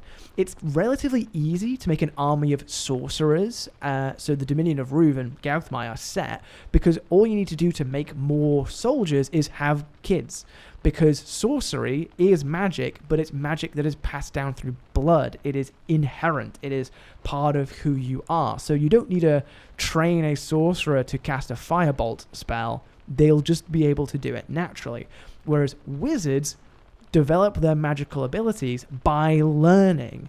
And so there are all these institutions in the Citadel dedicated to academic practices, teaching wizards how to become wizards so they can be soldiers on the front line. Now, what does it have to do with Tamori? Well, it takes so long to create even a single wizardly soldier. wouldn't it be more convenient if they could just grab a wizard spell, out of the aerith and have it walking around as a soldier? So not only does that solve the idea of, we can just we can mass produce effectively magical robotic soldiers to fight in our war, but also wizards are obviously people, because most of the people in the Citadel are wizards. So they look to each other and can see, that wizard, even if they're a soldier wizard, they're still a person. However, because there is a question in the Citadel about Tamori sentiency and how much they are people, it's probably a lot easier in terms of like a propaganda viewpoint to send way more Tamori out there as almost cannon fodder to die against their enemies, because not your average layperson, your average wizard, your average citizen of the Citadel, they are not going to know to associate the Tamori as being people. In fact, they might even see it's a good thing that Tamori are being killed instead of wizards. So it's a propaganda thing as well, where it's like, we can justify the perpetual nature of the Khemsarazan Empire's war with Gauthmai and Ruv, because the soldiers we're using in our war aren't people. They are Tamori, which are magical constructs. Even though Tamori are people, because the general populace doesn't know that and doesn't necessarily have that strong an understanding of magic to assign them as being people, just the fact that there's that question means that it's much easier for them to send Tamori out to battle. So I think part of it is that the mass production of Tamori is a lot easier than the mass production of wizard soldiers, but I do also think that a part of it is a propaganda game. It's an information game. They want the people to be on their side for these wars, so they justify the wars by not sending people out there to die. It's fucked. It's so fucked. I love it. There's also another point, which is just that compared to Ruv and Gauthmai, the Citadel appears to be relatively uninhabited. That's not to say it's totally barren or abandoned, but it's a much smaller settlement. It's still a very large city, but it's only a city. So if the Citadel wants its own army, it has to artificially create it. Otherwise, they would be taking their entire populace and turning them into a constant standing army, which I don't think would be very popular. Yeah, an army of wizards is just harder to produce than an army of Tamori. So they go with making the Tamori, both from a ethical, moral, political standpoint, but also from a practical, it's easier to churn these guys out. My rating for the Fireball Tamori, again, they aren't really given names. They aren't really given personalities beyond being assholes. The first time we see them at this military staging ground, they are incredibly rude to Suverein Kedberiket, and thus they are very rude to Abria Iyengar in a very sweet, tender moment that Suvi is trying to have with her lover, Silver. It's rough, man, and these guys are fucking dicks and assholes to her. So, we don't see them a lot. They die quite quickly, and their existence does tell us a bit about, about the political aspect of Tamori's existence and how we can sort of interpret how they're being used by the Citadel, but they are such tremendously big assholes in such a short span of time that I cannot rate them anything above a 3 out of 10. They are, literally on my notes here, it just says 3 out of 10. Assholes. They suck. On the unnamed Fireball Tamori, the Fiery Tamori, I'm going to give you guys a solid 3 out of 10, just for being assholes. Alright, on to the next one. Up next on our list, we have the unnamed Lightning Bolt Tamori, and they have a very, very similar description to the Fiery Tamori that we see, in that they don't really have distinguishing features, except that they appear to be radiating an aura of icy hot white-blue light. In addition to the uniforms that the Fiery Tamori wear, we also see them wearing some braces with gemstones on as well. Now, you'll see me drawing a lot of comparisons between the unnamed Fireball and the unnamed Lightning Bolt Tamori, and that is because they occur in the same scene. In fact, you'll have noticed that I was saying 15 to 30. Basically, there are 15 Fireball Tamori and 15 Lightning Bolt Tamori who are all being sent out along with Silver and Saber to go and fight in the Shroud Mountains in response to Gauthmai and Ruv. Again, we never hear from these Lightning Bolt Tamori in the future or in the rest of the show, so we can assume that they are Instead, they are similarly rude and nameless, and they're just given these kind of, lingua arcana numbers for names, again, telling us how disposable they are. However, unlike their fiery counterparts, they are given these braces, and the braces are said to have single gemstones in them. Now, Brennan has stated that these gemstones aid with concentration on spellcasting checks. Now that's really interesting because that implies that despite the fact that these lightning bolt Tamori are supposed to be very disposable, like the fiery Tamori, that they are expected to last maybe just a little bit longer. Like, it's not that you're going to drop them into the battlefield and they immediately detonate, but that they will exist long enough to need to concentrate on a spell. Now, I do think part of that is because of the spell makeup that the lightning bolt Tamori are made of. So, like the fireball Tamori, there's a bunch of spells going on in here with the lightning bolt Tamori. Obviously, it is stated by Brennan that they are 9th level lightning bolt Tamori, so that is their true spell. However, it also appears that they can cast Witch Bolt, which does require concentration. So it is very likely that these Tamori have been given access to these braces with these gemstones that help them concentrate, so they can better cast the Witch Bolt spell in combat. And that does seem to imply that although, they've been given extra magical items to prolong their existence on the battlefield, it's more that the Citadel's accounting for flaws in the design of this particular Tamori, rather than being, rather than saying that, well, we really want these Tamori to last a really long time. Now, there's a really interesting thing that goes on here. Again, looking at the official transcript, these Tamori are described or are labeled in the script as being icy Tamori, and this makes no sense because they have Witch Bolt and Lightning Bolt, which are just blatantly not ice spells. They are not described anywhere in their physical description as being icy even at all. In fact, when Brennan describes them, he describes them as crackling with electricity instead. So there's a really interesting question there that's kind of like what's happened with the construction of the official transcript. Why have these Lightning Bolt and electricity themed Tamori become associated with ice? And I think that it might be a misinterpretation between whatever Brennan was saying and then the sound design team and then who was doing the transcript. Like, Brennan describes them, I do think he technically uses the word icy at one point, like icy blue or something. And I think that's more a description of their, color. And then that was put in the transcript as they're icy Tamori. And it's like, well, no, they're not icy, they're lightning-y. And it also seems like the icy made its way into the sound design element because they talk with a voice that might be interpreted as being like a cold or raspy or windy icy voice. This is me really stretching what's going on here. And I think that more likely than anything, the official transcript is just wrong here, or that the naming of it isn't quite right.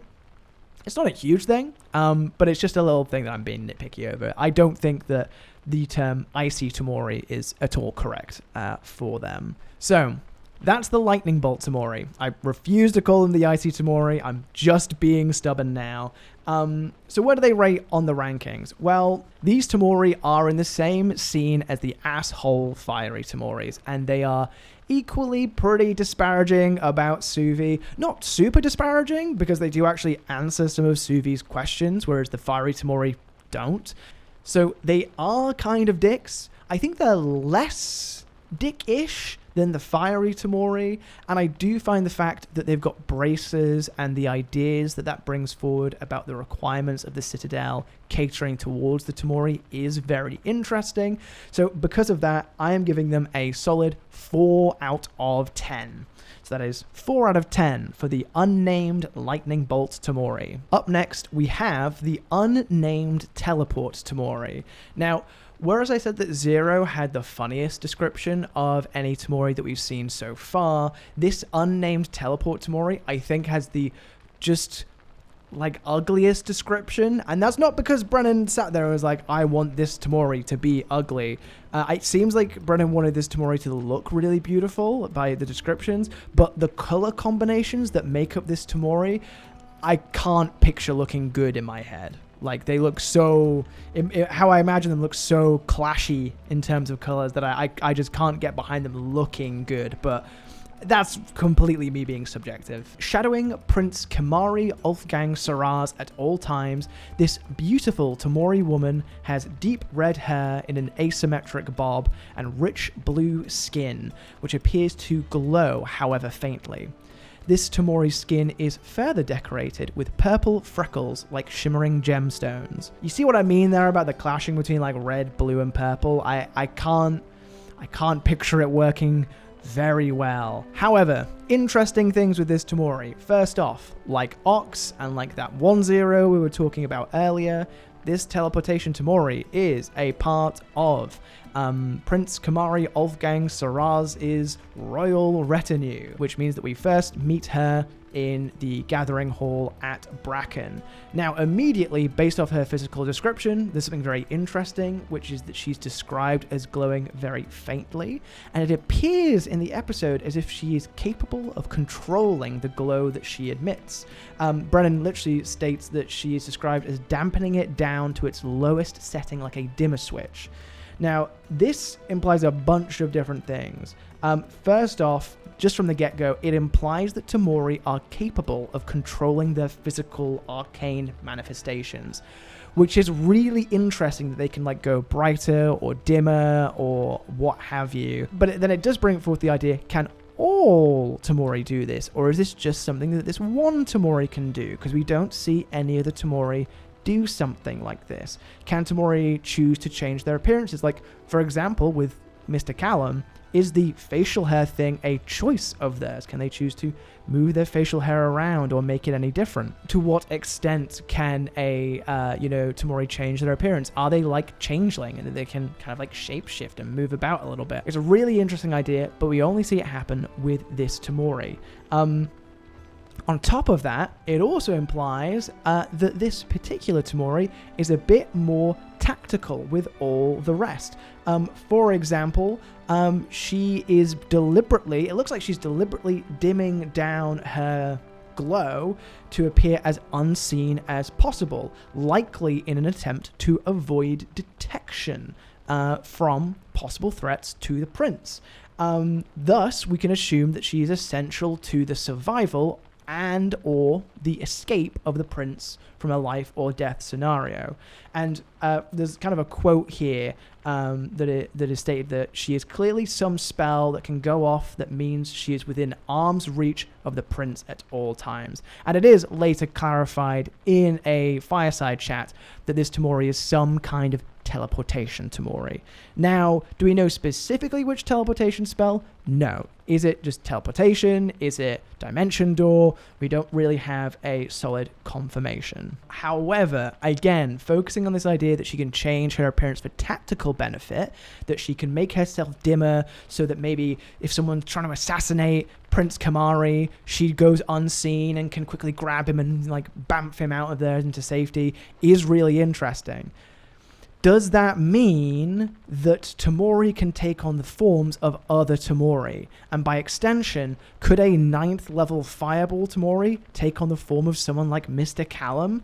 Because then we get into a whole different area of like horrible political like violence that could happen with a Tamori taking the form of a Mr. Callum, going into like a bakery or somewhere and blowing up there. All this information and all these ideas come from just the simple fact that this teleportation Tamori can change her appearance. Maybe not completely, but at least to some degree. It raises this question as to how much she can, but also how much any Tamori can change their physical appearance. Although, I've got to admit, if she was trying to go completely unseen, surely she would just turn invisible?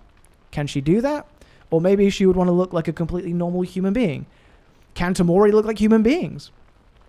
We never see it happen, but that doesn't mean it can't happen. And she seems very important to Kamari's survival, which makes sense. If she's been established as a teleportation spell, she is likely within arm's reach of the prince, so that if something goes to shit, she can sacrifice herself, cast her true spell, and teleport him to safety, which, yeah, that tracks. Beyond the really cool stuff that I've already mentioned in relation to this unnamed teleportation Tamori, there isn't really a lot.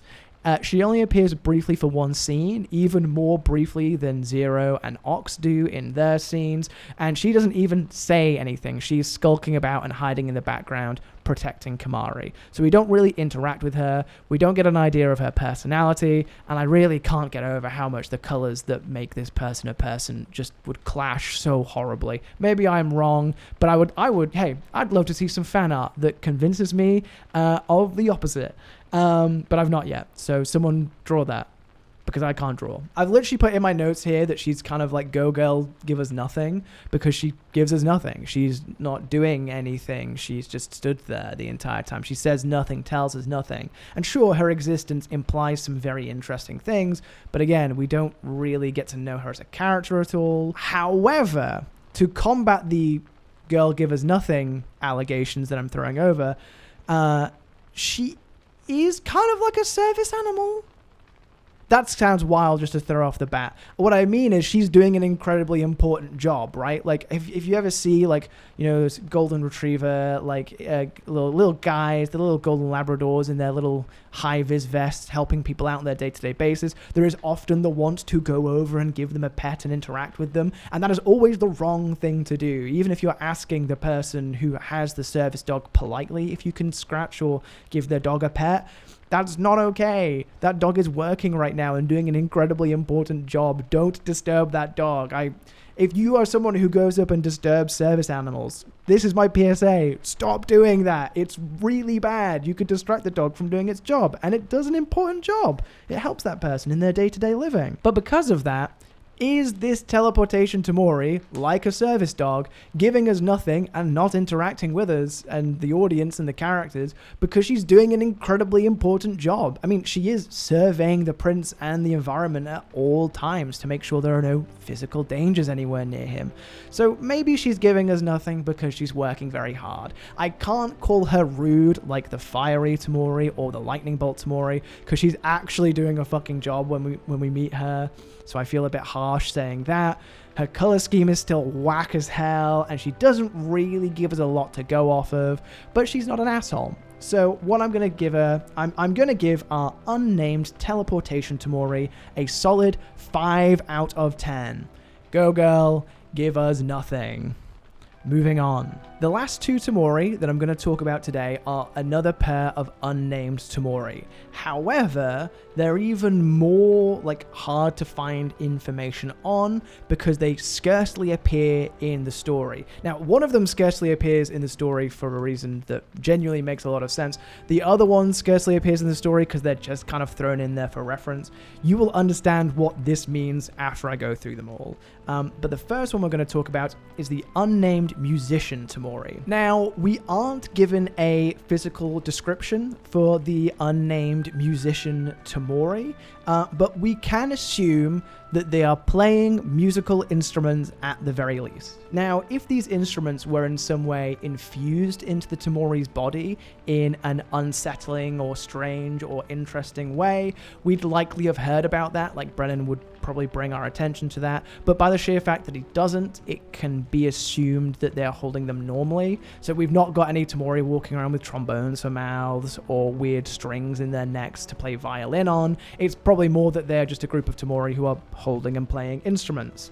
When we first see these Tamori, they appear very late in the show. They are welcoming Suvi and Steel home after several battles in the Shroud Mountains aboard the sky ship Epiphany, so they're coming back to the Citadel, and the musician Tamori are waiting for them, and they're also likely present to commemorate the arrival of Prince Wolfgang Saraz, who is still hanging around. We don't get any spell stated for what kind of Tamori these guys are. So we can the first assumption might be that they are mage hand cantrip Tamori, like Mr. Callum, and that they might have a bunch of instruments weighted to just 10 pounds that they can carry. However, again, the visual of an army of Mr. Callums, all with different instruments, welcoming Suvi back to the Citadel after a harrowing battle in the Shroud Mountains, that would be something that Brennan would draw attention to, because that is whack and very funny.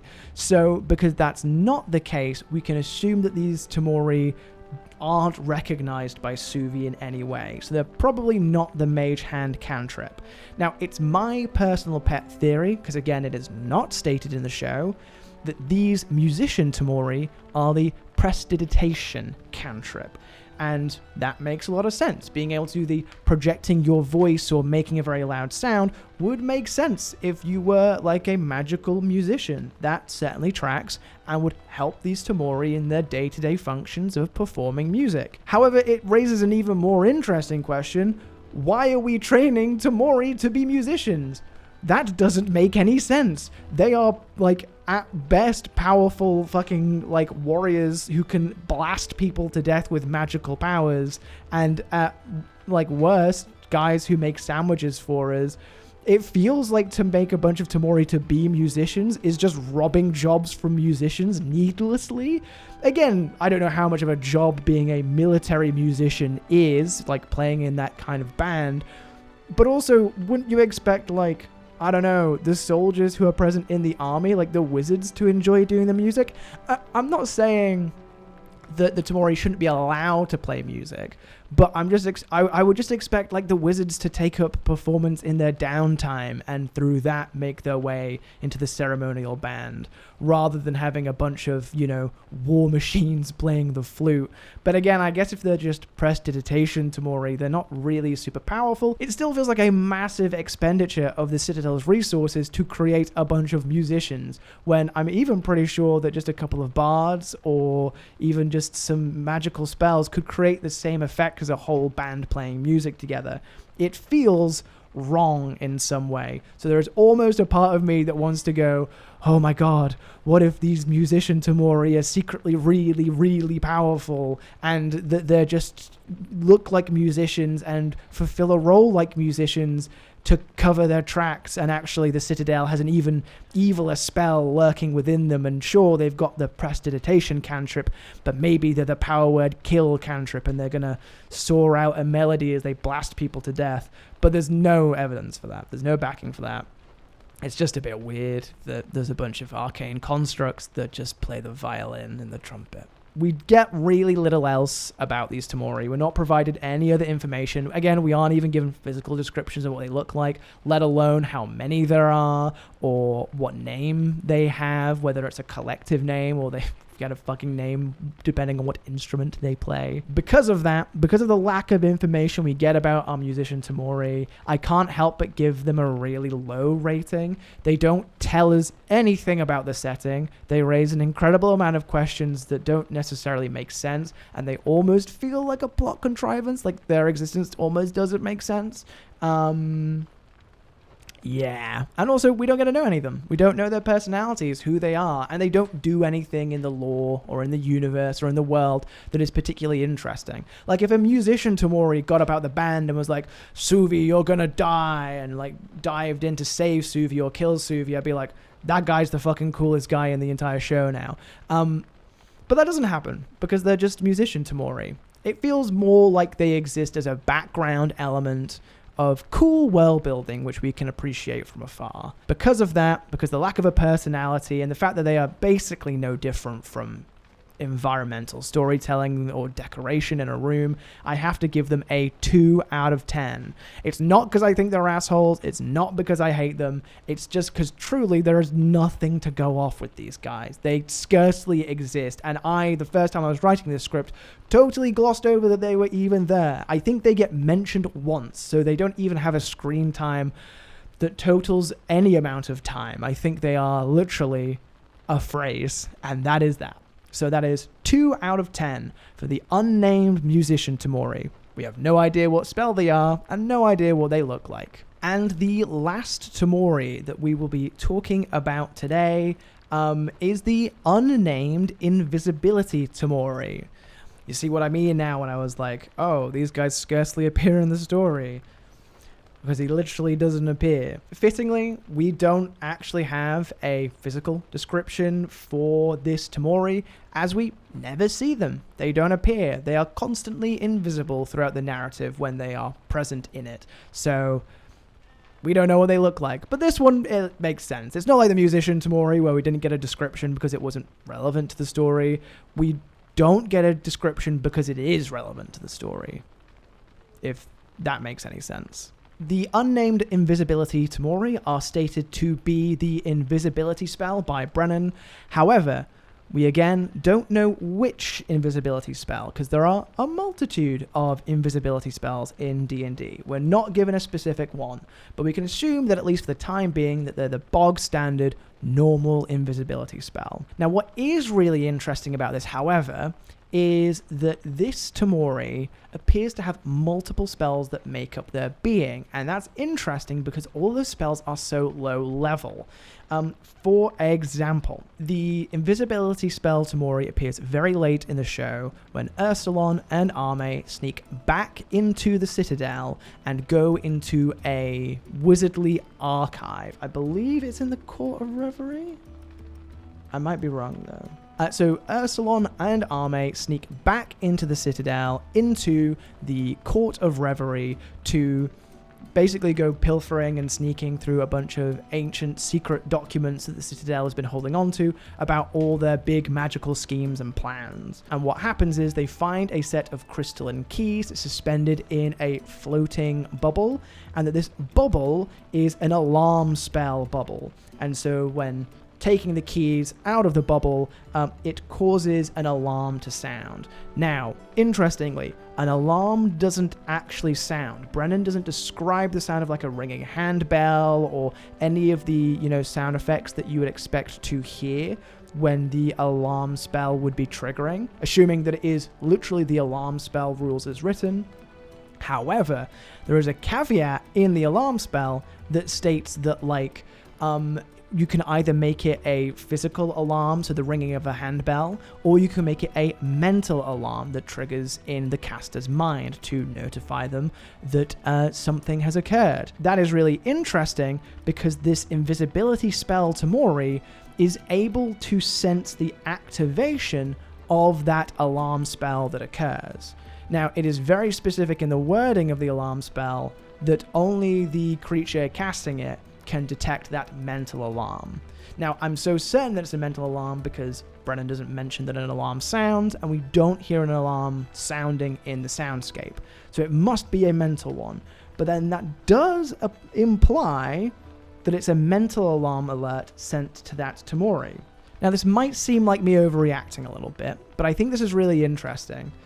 Because most of the time, when a Tamori has had access to multiple spells, that's usually because they are really powerful. So we've seen these 9th level Fireball and Lightning Bolt Tamoris and whatever Ox is, and they are usually able to cast the cantrip counterpart of whatever spell it is that they are casting. However, if we assume that this invisibility spell Tamori is just the base invisibility spell rather than greater invisibility, that's only a 2nd level spell. Whilst Alarm is a 1st level spell, not a cantrip at all. So that's kind of unprecedented for a Tamori to be able to cast multiple spells, and also that those spells are so low level and so closely tied to them. What it might imply is that rather than having a really powerful true spell and then you can siphon off a little bit of that into a firebolt, like how we kind of assume it works with the Fireball Tamori, that instead, actually what is happening is that the Citadel is custom building Tamori and putting whatever spells they want in them. In this case, clearly they have picked invisibility and alarm for this custom build Tamori. Now, again, we've established the setting in which we find this Tamori, that they are guarding this archive of ancient magical artifacts, and I've got to say, that seems like a bad idea. This Tamori, if we're assuming that it's only got the invisibility spell and the alarm spell in what it is, must be incredibly weak, right? Like, if we're judging how powerful a Tamori is based on the potency of the spell that they are, then this would make this unnamed invisibility Tamori one of the weakest ones we've talked about, next to like Mr. Callum or even Adina. This seems like an oversight from the Citadel because they are leaving the guardianship of such an incriminating collection of really awful evidence under the supervision of its weakest protector. Like, arguably, you'd want to have someone like Ox walking around in there patrolling everything with true sight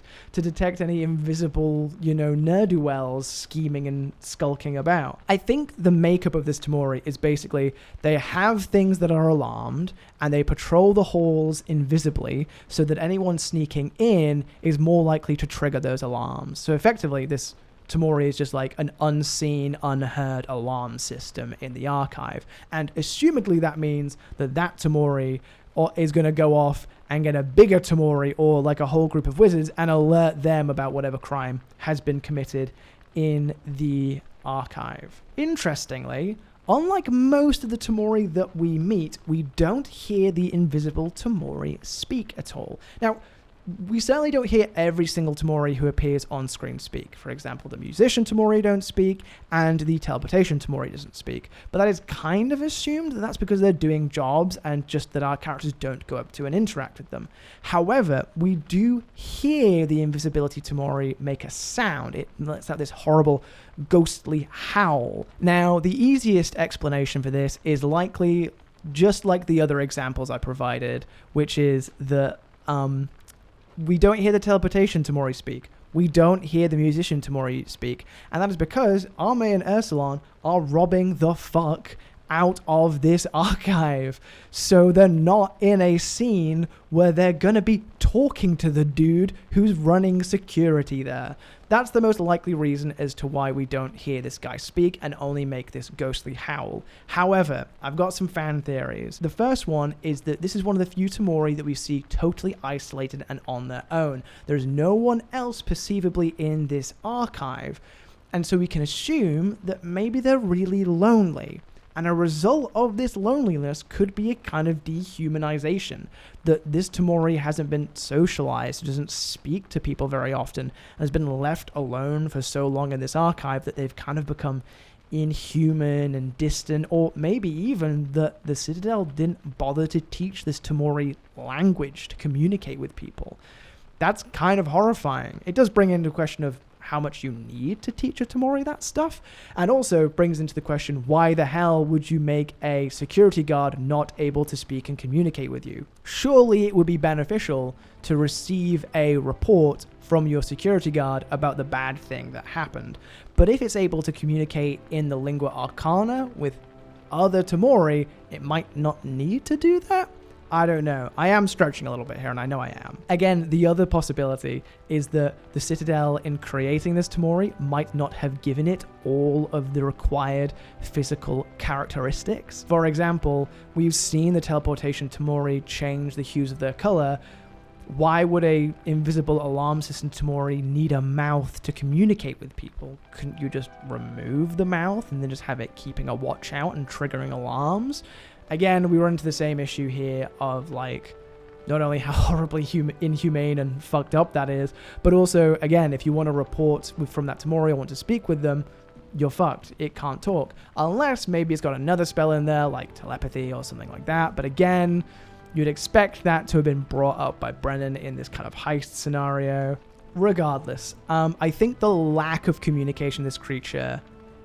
I mean, I'm even referring to it as a creature. It seems quite inhuman when it's on screen. I think it's quite possibly that this Tamori is very lonely, very isolated. It might not want to speak or might not be in a scene in which it can communicate with our characters. Or again, this might be as a result of the abuses done to it by the Citadel in either abandoning it here or leaving it created in such a way as it is separate from humanity compared to a lot of the other Tamori. Yeah, that's the invisibility Tamori. A rough dude. Again, a very antagonistic Tamori to run into throughout the course of the show. Because of that, I do have to rate this one kind of low. This Tamori I wouldn't necessarily describe as being an asshole. We never really got to know it or know its personalities, but by the sheer fact that I keep referring it to an it and it as a creature, it feels very inhuman and very distant. It also doesn't give us a lot of information to go off about Tamori. We don't really learn anything from this Tamori, and it doesn't teach us anything about either that Tamori as a person or Tamori as a whole or how Tamori function in Citadel society. It kind of only exists in the narrative to fulfill the role of an obstacle in this like pseudo heist that Arme and Ursulon go through, in that it's just there to block them off and stop them and make it a little bit harder on their quest to, you know, rifle through things and pillage the Citadel. So because of that, it's a little bit two-dimensional as a character. It doesn't tell us anything. We don't learn anything about it. We don't know it any better. We don't know the Citadel any better because of its existence. We don't even get a cool appearance, although maybe the fact that it has no appearance is pretty cool. But it's very similar to the unnamed musician Tamori and the asshole Tamori. Sorry, not the asshole Tamori, the fiery Tamori, in that it's kind of an asshole, that it fulfills a quite negative place in the narrative. And because of that, I've got to give the unnamed invisibility Tamori a 4 out of 10. Okay, so there it is. That is my official top 10. Well, it's not really a top 10. I guess it's like a rating out of 10 for all the Tamori that appear in Worlds Beyond Number. Now, I might have missed some in there. I don't think I did, but if I did miss a Tamori, please comment down below and tell me what I missed. Additionally, if you disagree with the rankings that I have given these Tamori and you actually think that Mr. Callum is way better or that the invisibility Tamori is your absolute favorite Tamori, I highly encourage you to leave a like, comment down below and tell me exactly what I got wrong. And hey, feel free to lay out your rankings of all the Tamori yourself if you fully listen to the show. I really enjoy the Tamori. I've loved talking about them, and it's very clear, it should be very clear that I'm incredibly passionate about not only Worlds Beyond Number, but also these guys called the Tamori. However, I want nothing more than to play as a Tamori in D&D or in Daggerheart. Now, I could stand here and look directly down the camera and beg Brennan Lee Mulligan to please give me playable Tamori. They've given us so many wonderful classes and all this kind of stuff. They've thrown it out onto the internet for us to use on their Patreon to pay for, like with the Oath of Freedom Paladin and the Wizard of the Citadel subclass and the Witch class. It's all fantastic. So I could sit here and beg and ask for playable Tamori. But I got bored whilst making this video essay talking about the Tamori. And so I decided to take it on to myself, my own burden, my own responsibility, to go through and homebrew my own playable Tamori species for Dungeons & Dragons 5e and a playable Tamori ancestry for Daggerheart as well. So stay tuned. I'm going to give you all the detail on the homebrew that I have done for the Tamori from Worlds Beyond Number. So we're just going to get into it. Okay. So, welcome to Tamori. Explore Umora as a living spell. This is homebrewed fan content for D&D 5e, a player species option, and a Daggerheart ancestry option. Befitting their unique origins, Tamori are exceptionally rare throughout the world of Umora, appearing only in territories within the Khemsarazan Empire. Where present, Tamori usually find themselves serving either at the behest of their creators, the Wizards of the Citadel, or on the front lines alongside the forces of the Saraz Imperium. However, as the war with the Dominion of Ruve and Protectorate of Gauthmai rages ever on, increasing numbers of Tamori find themselves displaced and abandoned on the fields of forgotten battles, forced to forge new lives for themselves amidst the embers of conflict. A little introduction for anyone. Well, I mean, if you're at this point in the video, you know what Tamori are. But just in case you give this document to one of your players or a friend, you can send that little paragraph over to them to get them familiar with the concept. So, let's get into the actual details. If you're playing as a Tamori, your creature type is Construct. Your ability score increases, so because you're built for purpose by a wizard, you can either increase one score by 2 and a different score by 1, or increase 3 different scores by 1. If you've read any book published after Witchlight, that is pretty standard across all player species options. Age. Tamori are recognized as adults upon their creation. As such, a typical Tamori can be between a few days old or at a maximum of 11 years. Having first been created in 1659, Tamori lifespans remain a mystery. However, few have shown any sign of deterioration due to age, and because of that, you are immune to magical aging effects. Always a little neat one. I love being immune to that kind of stuff. It's just good fun. Alignment. If you don't want to go for an alignment from down here, please don't feel free to. This is just advice. And this is the other thing. This is all under advice. You don't have to take any of this as gospel. Alignment. Most Tamori who remain loyal to the Kemsarazan Empire take comfort in the disciplined lives of the Imperium, tending towards law and neutrality. However, those Tamori left to fend for themselves quickly learn to adapt their morality to the unfamiliar corners of the world that they find themselves within. So you'll notice that I have decided to put in here this idea that you don't necessarily have to play a Tamori who's currently living in the Citadel. That's just mainly for the reason of having kind of a bit more fun with this player option, because it could really, I think, wax and wane quite thin. Also, like, if you're just trying to fit this character into any setting that isn't Umora, like, you don't have to play a Worlds Beyond Number setting campaign to use Tamori.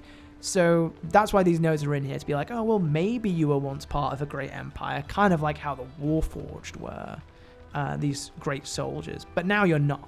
Or maybe you still are, and that's a thing. But you don't have to be. You can be like a rebel, or just, just forgotten about, left behind, that kind of thing. Go for the sad boy hours. We've also got Adina's Gift, a nice little hint to Argyle Adina, which gives you resistance to force damage. Yes, being resistant to force damage is very OP. It also makes a lot of sense. You're literally made of magic. I would argue that is just force. Size. Tamori vary in size depending on their intended function at the point of their creation, but are generally built like humans. Your size is medium. And there's a little thing down there at the bottom that you can use if you kind of don't care about what size your character is and you just want to put it on the character sheet for the sake of it being on there. Just play around with those dice and those numbers and have fun with that. Brill. Okay, speed. 30 feet. That seems fair. Languages. You can speak, read, and write Imperial. Now, I get that Imperial is not a language outside of an Umora setting. So if you really want to take out Imperial and put Common in there instead, I think that is more than acceptable. However, you also gain the language Lingua Arcana, a numerical language used in spellcasting and the enchantment of magical items. Now, I will be honest, Lingua Arcana exists kind of exclusively in the Umora setting, so it's really down to DM discretion as to what to do with the fact that there is a language for magic that Tamori can speak. I personally think it's fucking cool, and you should work with it. I would love to play as a magical boy who can speak in ones and zeros and can talk to a ring. That sounds fun. I want to talk to a wizard staff. Why the fuck not? On to Anima Arcana. So this is your first major Tamori ability beyond just the basic stuff. As a being born of the refined magic of the Imperium, you are able to tap directly into the Lingua Arcana woven into the process of your creation, affording you the knowledge to cast a set number of spells. So, beginning at first level, you know one cantrip of your choice, so maybe like a Firebolt or a Mage Hand, but it has to be from the Wizard spell list. When you reach third level, you learn a first level spell slot of your choice, again from the Wizard spell list. You can cast this spell once with this trait and regain the ability to do so when you finish a long rest. And then finally, when you reach 5th level, you learn a spell of 3rd level or lower from the Wizard spell list. So you can pick anything from 3rd level or below, but not above. Similarly, you can cast this spell once with this trait and regain the ability to do so when you finish a long rest. Now, it's important to note that casting these spells with this trait doesn't require material components, a holy symbol, or an arcane focus. And because you are built off of being like a wizard's construct, intelligence is your spellcasting ability for these spells.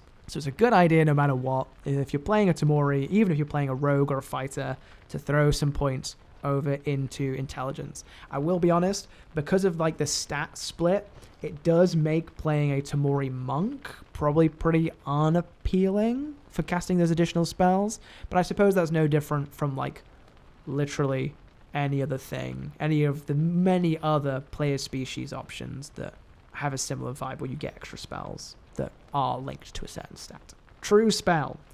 Upon reaching the twilight years of life, Tamori gain access to a seemingly limitless well of volatile potential magic.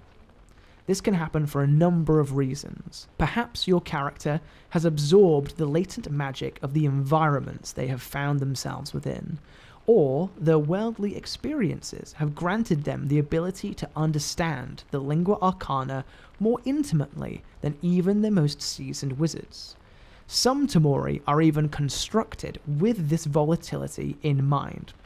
Regardless of how, this untamed essence of the lingua arcana can now be drawn into a moment of singular, magical brilliance at the cost of the Tamori's life. So, this is going to feel like a really crazy thing and a really wild ability to give to a player character. But this is very much inspired by the storytelling intention and ability of the Tamori. Time and again, in Worlds Beyond Number, we see Tamori sacrifice themselves to save someone else. So, wouldn't it be cool? Because let's be honest, how many of us at a table have been like, I'll stay behind to fend them off. Like, I am such a masochist when it comes to my own D&D characters. I love killing them off. I think a last stand is awesome. I love dying, doing something heroic. And so that's why this is written in. You're not supposed to be necessarily casting your true spell willy-nilly. It really is supposed to be and here's the final thing my character does as a part of a campaign. So this ability, this true spell ability, basically exists as a storytelling mechanic to kind of give someone who is playing a Tamori that power fantasy and that storytelling moment of sacrificing themselves for someone else. If you've ever wanted to play someone like Boromir in D&D, honestly, a fighter, like an Eldritch Knight fighter Tamori, I think would be a fucking sick idea. And that would be awesome. I'd love to see that. So, just to quickly go over this. When you reach 12th level, whether in a singular class or cumulatively across a multi-class, you learn a 9th level spell of your choice from any class spell list. You can cast this spell once. Casting this spell with this trait doesn't require material components, a holy symbol, or an arcane focus. Intelligence is your spell casting ability for this spell. Your true spell, and this is something taken from the ideas in Daggerheart, that I've taken from Daggerheart and I've put in D&D, but your true spell automatically critically succeeds. Upon the completion of the spell, however, you are disintegrated into a pile of fine grey dust, along with everything you are wearing or carrying except for magic items. And you can only be restored to life by the means of a true resurrection or a wish spell. So there's a couple of reasons here. First things first, why 12th level? Most campaigns like Call of the Netherdeep or Descent into Avernus have their final confrontations happening around level 12. And this is very much because balancing D&D after 12th level is very, very hard to do. Because of this, it is likely that the last combat or last stint of the adventure, if you're playing in a pre-written campaign, will be taking place at 12th level.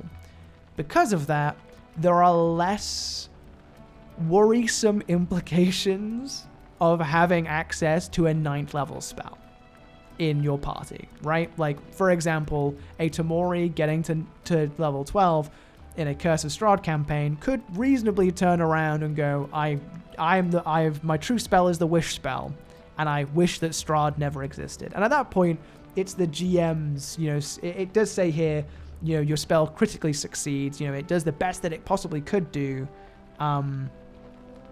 obviously with GM approval. So it's very much a storytelling tool here. It's this idea that you can play a Tamori for a whole 11 levels, experience the whole breadth of a campaign, and then at level 12, you get to that final boss fight, that final confrontation, and you get to have that heroic sacrifice. Maybe dropping a 9th level healing word on the party cleric to get them back up. Dropping a power word kill on the big boss to drop their hit points. Casting a resurrection to bring back a fallen companion. All at the cost of your own character's life. It's a little bit controversial, I know, but it's also fucking cool, so who cares? Last thing, for D&D 5e Tamori species options, we have the Tamori quirks. To those familiar with the Tamori, conversations with these magical constructs often leave Umora's other inhabitants at a loss for words, either for better or worse. Some Tamori gleefully investigate the essence of sentience, entertaining questions from the inspired and quizzical, whilst others remark cynically on the disposable nature of their own existence. Regardless, the seemingly unpredictable nature of a Tamori's personality often results from the exact intonation of the lingua arcana used in the crafting of their physical form. You can either work with your DM or roll 1d6 on the quirk table below to help further define your Tamori's personality. Now this is very much, I'm going to be very candid, this is very much inspired by Warforged quirks. I love inbuilt quirks. I love stuff that makes your character a little bit funky. There's some really interesting things to play with here. Again, like this idea of personal sacrifice for either another party member or a party NPC. Ideas of, being a bit of a quirky little weird guy. Or maybe even having like this potential to be a great ancient spirit in Tamori form. There's a lot of fun and a lot of cool stuff to play around with here. But also, if you want to make a different quirk or make something weird, work with your GM, and I'm sure they'll come up with something really cool as well. So this should be everything you need to play a Tamori in D&D 5e. I made Tamori for Daggerheart as well.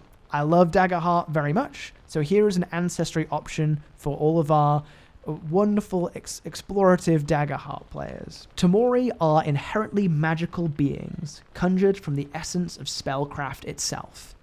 They usually resemble humanoids, and like organic creatures, their bodies come in a wide array of sizes. However, Tamori instead possess brightly coloured, dichromatic forms that appear to be made of spectral glass or solid mist, with physical characteristics that clearly denote the nature of their true spell or the magic present at their creation. Examples include having opaque hands but a translucent body, possessing a certain animal's head, or even inbuilt weaponry.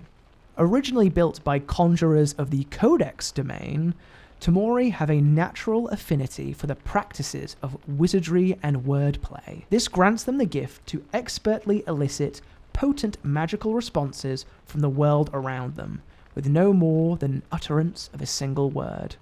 Despite this, many Tamori find their true essence is fundamentally entangled with the spellcraft of other domains, allowing them to diversify beyond the intentions of their creators.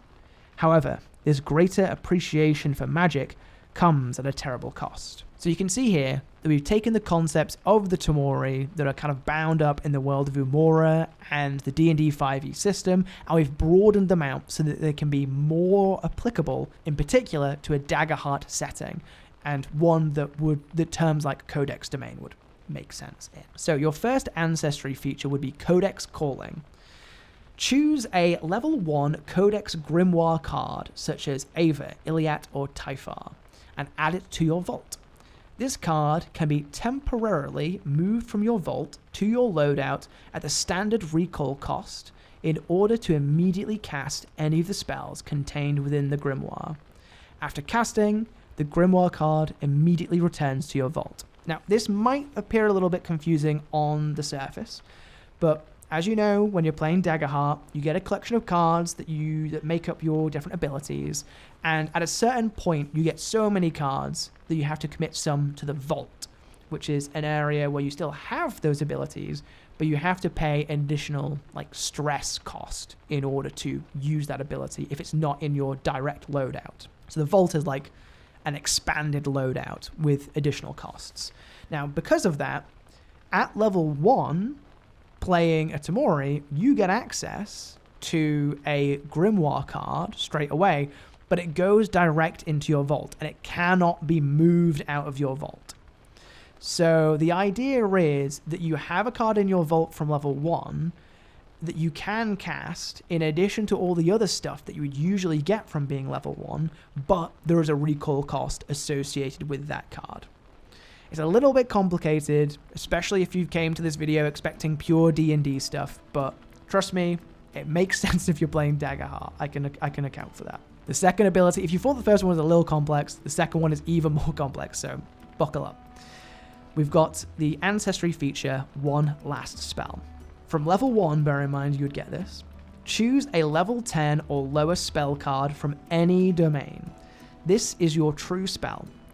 When marking your last hit point, in addition to making one of the standard death moves, you also cast your true spell before crossing through the Veil of Death. Your true spell automatically critically succeeds with GM approval. However, you can now only benefit from the death move Avoid Death so long as you have hope slots left to spare. Upon crossing out your last hope slot in this way, you cast your true spell and cross through the Veil of Death. Again, if you're not familiar with Daggerheart terminology, that might sound a little bit complicated, but the basic premise in Daggerheart is that unlike in D&D, when you mark that last hit point, you get to do what's called a death move. And that is basically that you can either choose to go out in a big bang and critically succeed on something that does something amazing. You can choose to avoid death and prolong your character's life, or you can choose to roll some dice and risk it all.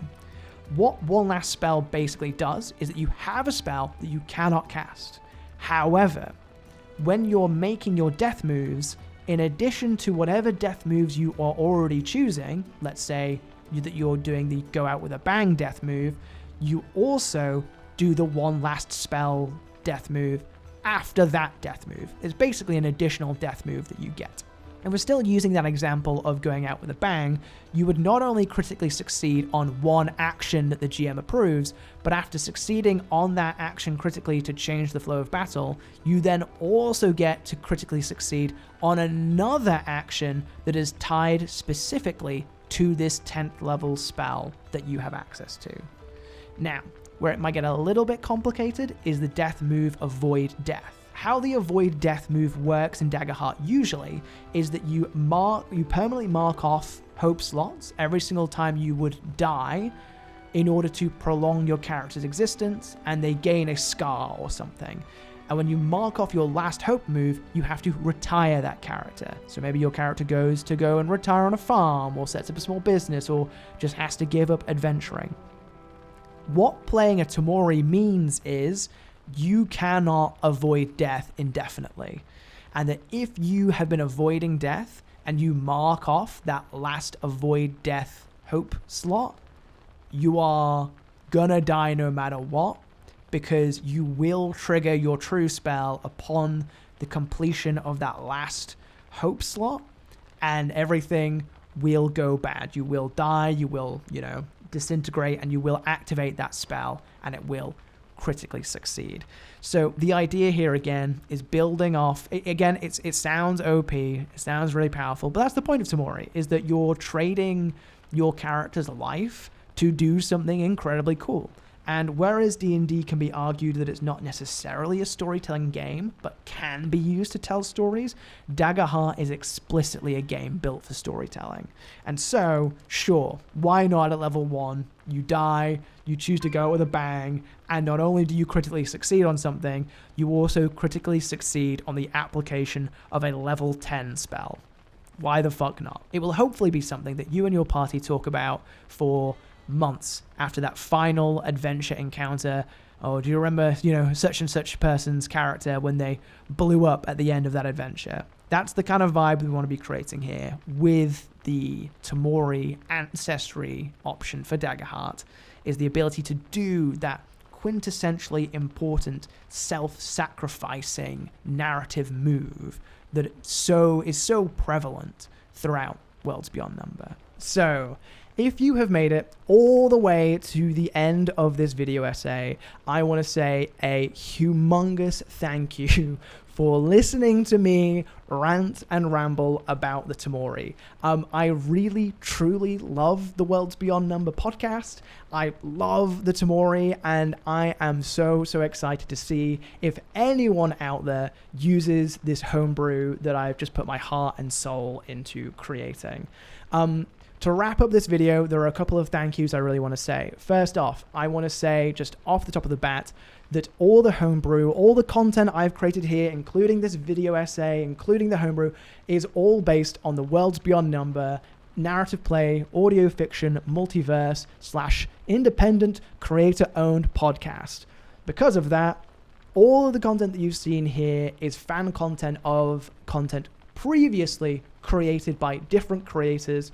The original creators of Worlds Beyond Number, the World of Umora, the Tamori themselves are Brennan Lee Mulligan, Erica Ishii, Abria Iyengar, and Lou Wilson, and Taylor Moore at Fortunate Horse. So I want to say a huge thank you to all those people for creating a world that I have loved so much and have gotten so deeply invested into over these past few years. I love Worlds Beyond Number, and I love you all for making it. Thank you very much. It feels ridiculous, but I want to quickly shout out myself. My name is Sam. You can follow me at SamPayGM on Instagram. Please drop me a follow if you want to see more content like this in the future. I really appreciate it. It lets me know that what I'm doing is being received by anyone. So drop me a DM, drop me a follow, come and interact in a social space and tag along for the journey. We're going to be doing more stuff like this in the future. I want to say a quick thank you to my editor, Molly. She has spent so much time reading through all the content that I've produced here. They've no doubt watched this video to make sure that I've not made any huge mistakes. So a huge thank you to my editor, Molly, for doing all this stuff. I literally could not have made this content without them. So thank you very much, Mol. And then I also want to say a huge thank you to our artists. All of the art, all the amazing art that you've seen throughout this whole video essay was commissioned and paid for by myself from artists who are actual people. No generative AI and no AI of any kind was used at all in the creation of this video essay, whether that be in the writing of the scripts, the editing of this video essay, or the illustration of the art that you're seeing. I am personally very anti-use of AI, and if you take any of the content that I have produced here and feed it into an AI engine to make your own content, or if you take this and run away with it and try and sell it, but now it's AI, fuck you if you use AI. Support your local artists. It literally does not cost you that much. Just fucking do it, you wimp. Enough of me ranting about AI. I want to say a huge thank you to all the incredible artists who produced work for the Tamori handout, starting with Joe, Elisabeth, and Molly. These three incredibly talented artists are amazing. They were a pleasure to work with. Joe, Elisabeth, and Molly. You can find their social medias somewhere, I hope visually if I figured out how to do that, but certainly linked below. If you want to commission any artwork for your D&D characters, or for your own homebrew that you're doing, or for anything like that, please reach out to them and ask them for those commissions. They are fantastic artists, and they deserve all the money in the world for the amazing art that they create. They are fantastic, and they were a pleasure to work with. So thank you again to Joe, Elisabeth, and Molly. This project would not look as good as it does without your direct contributions.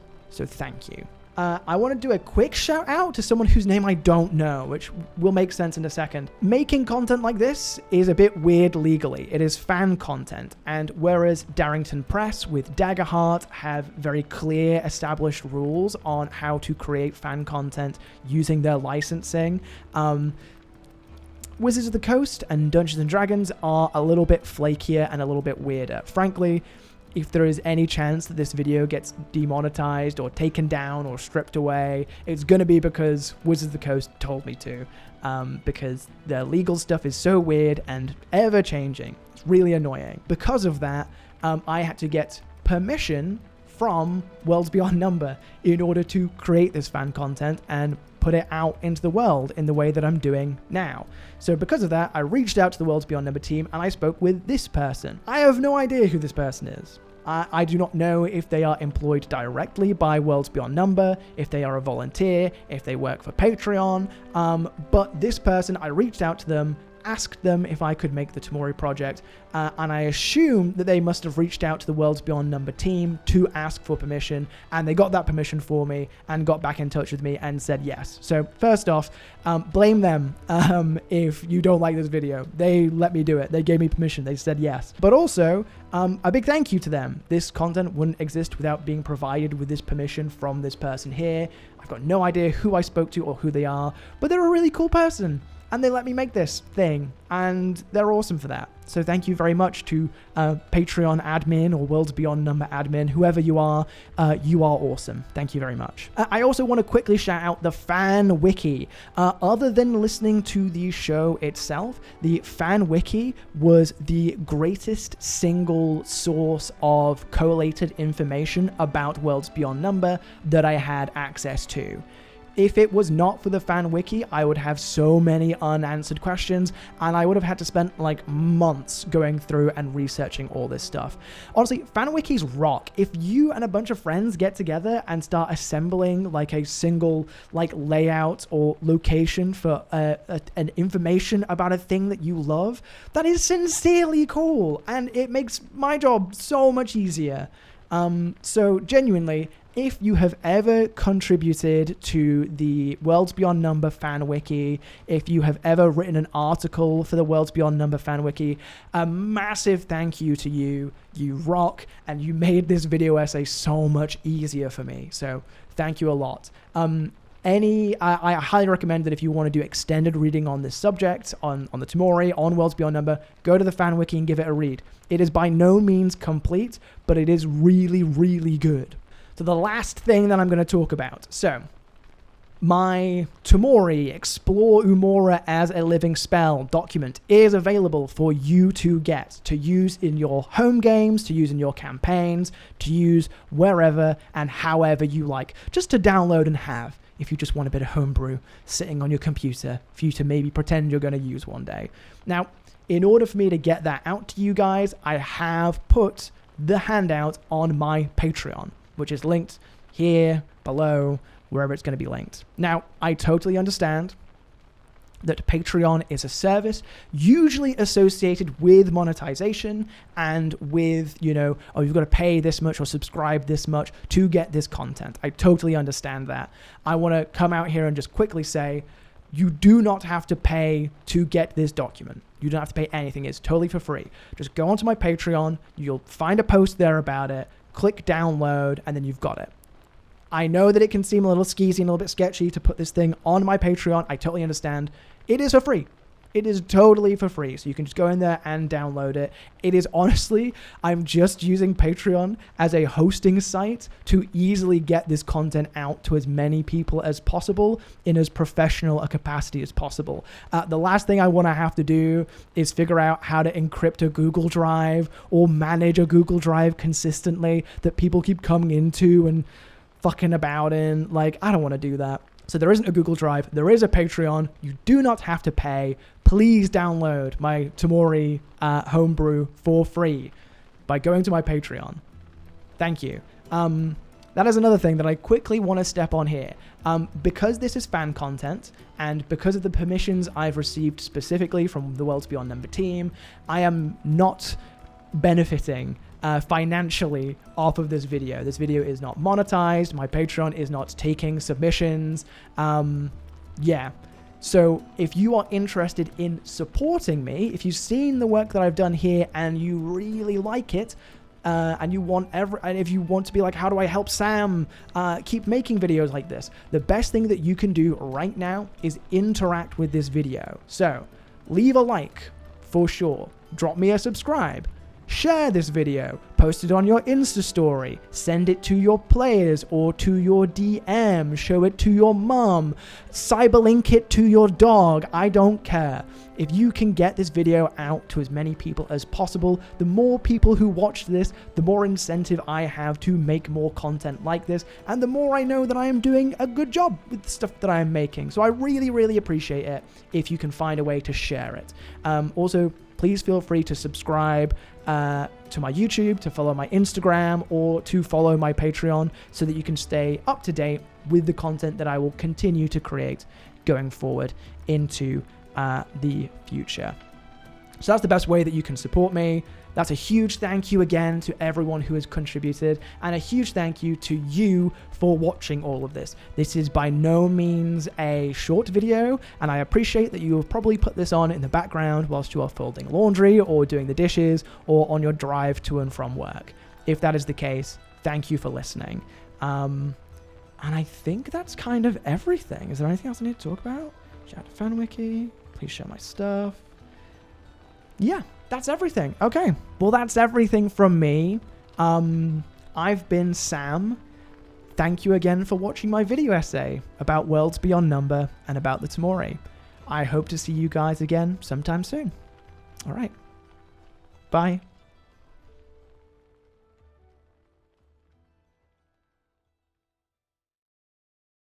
Don't...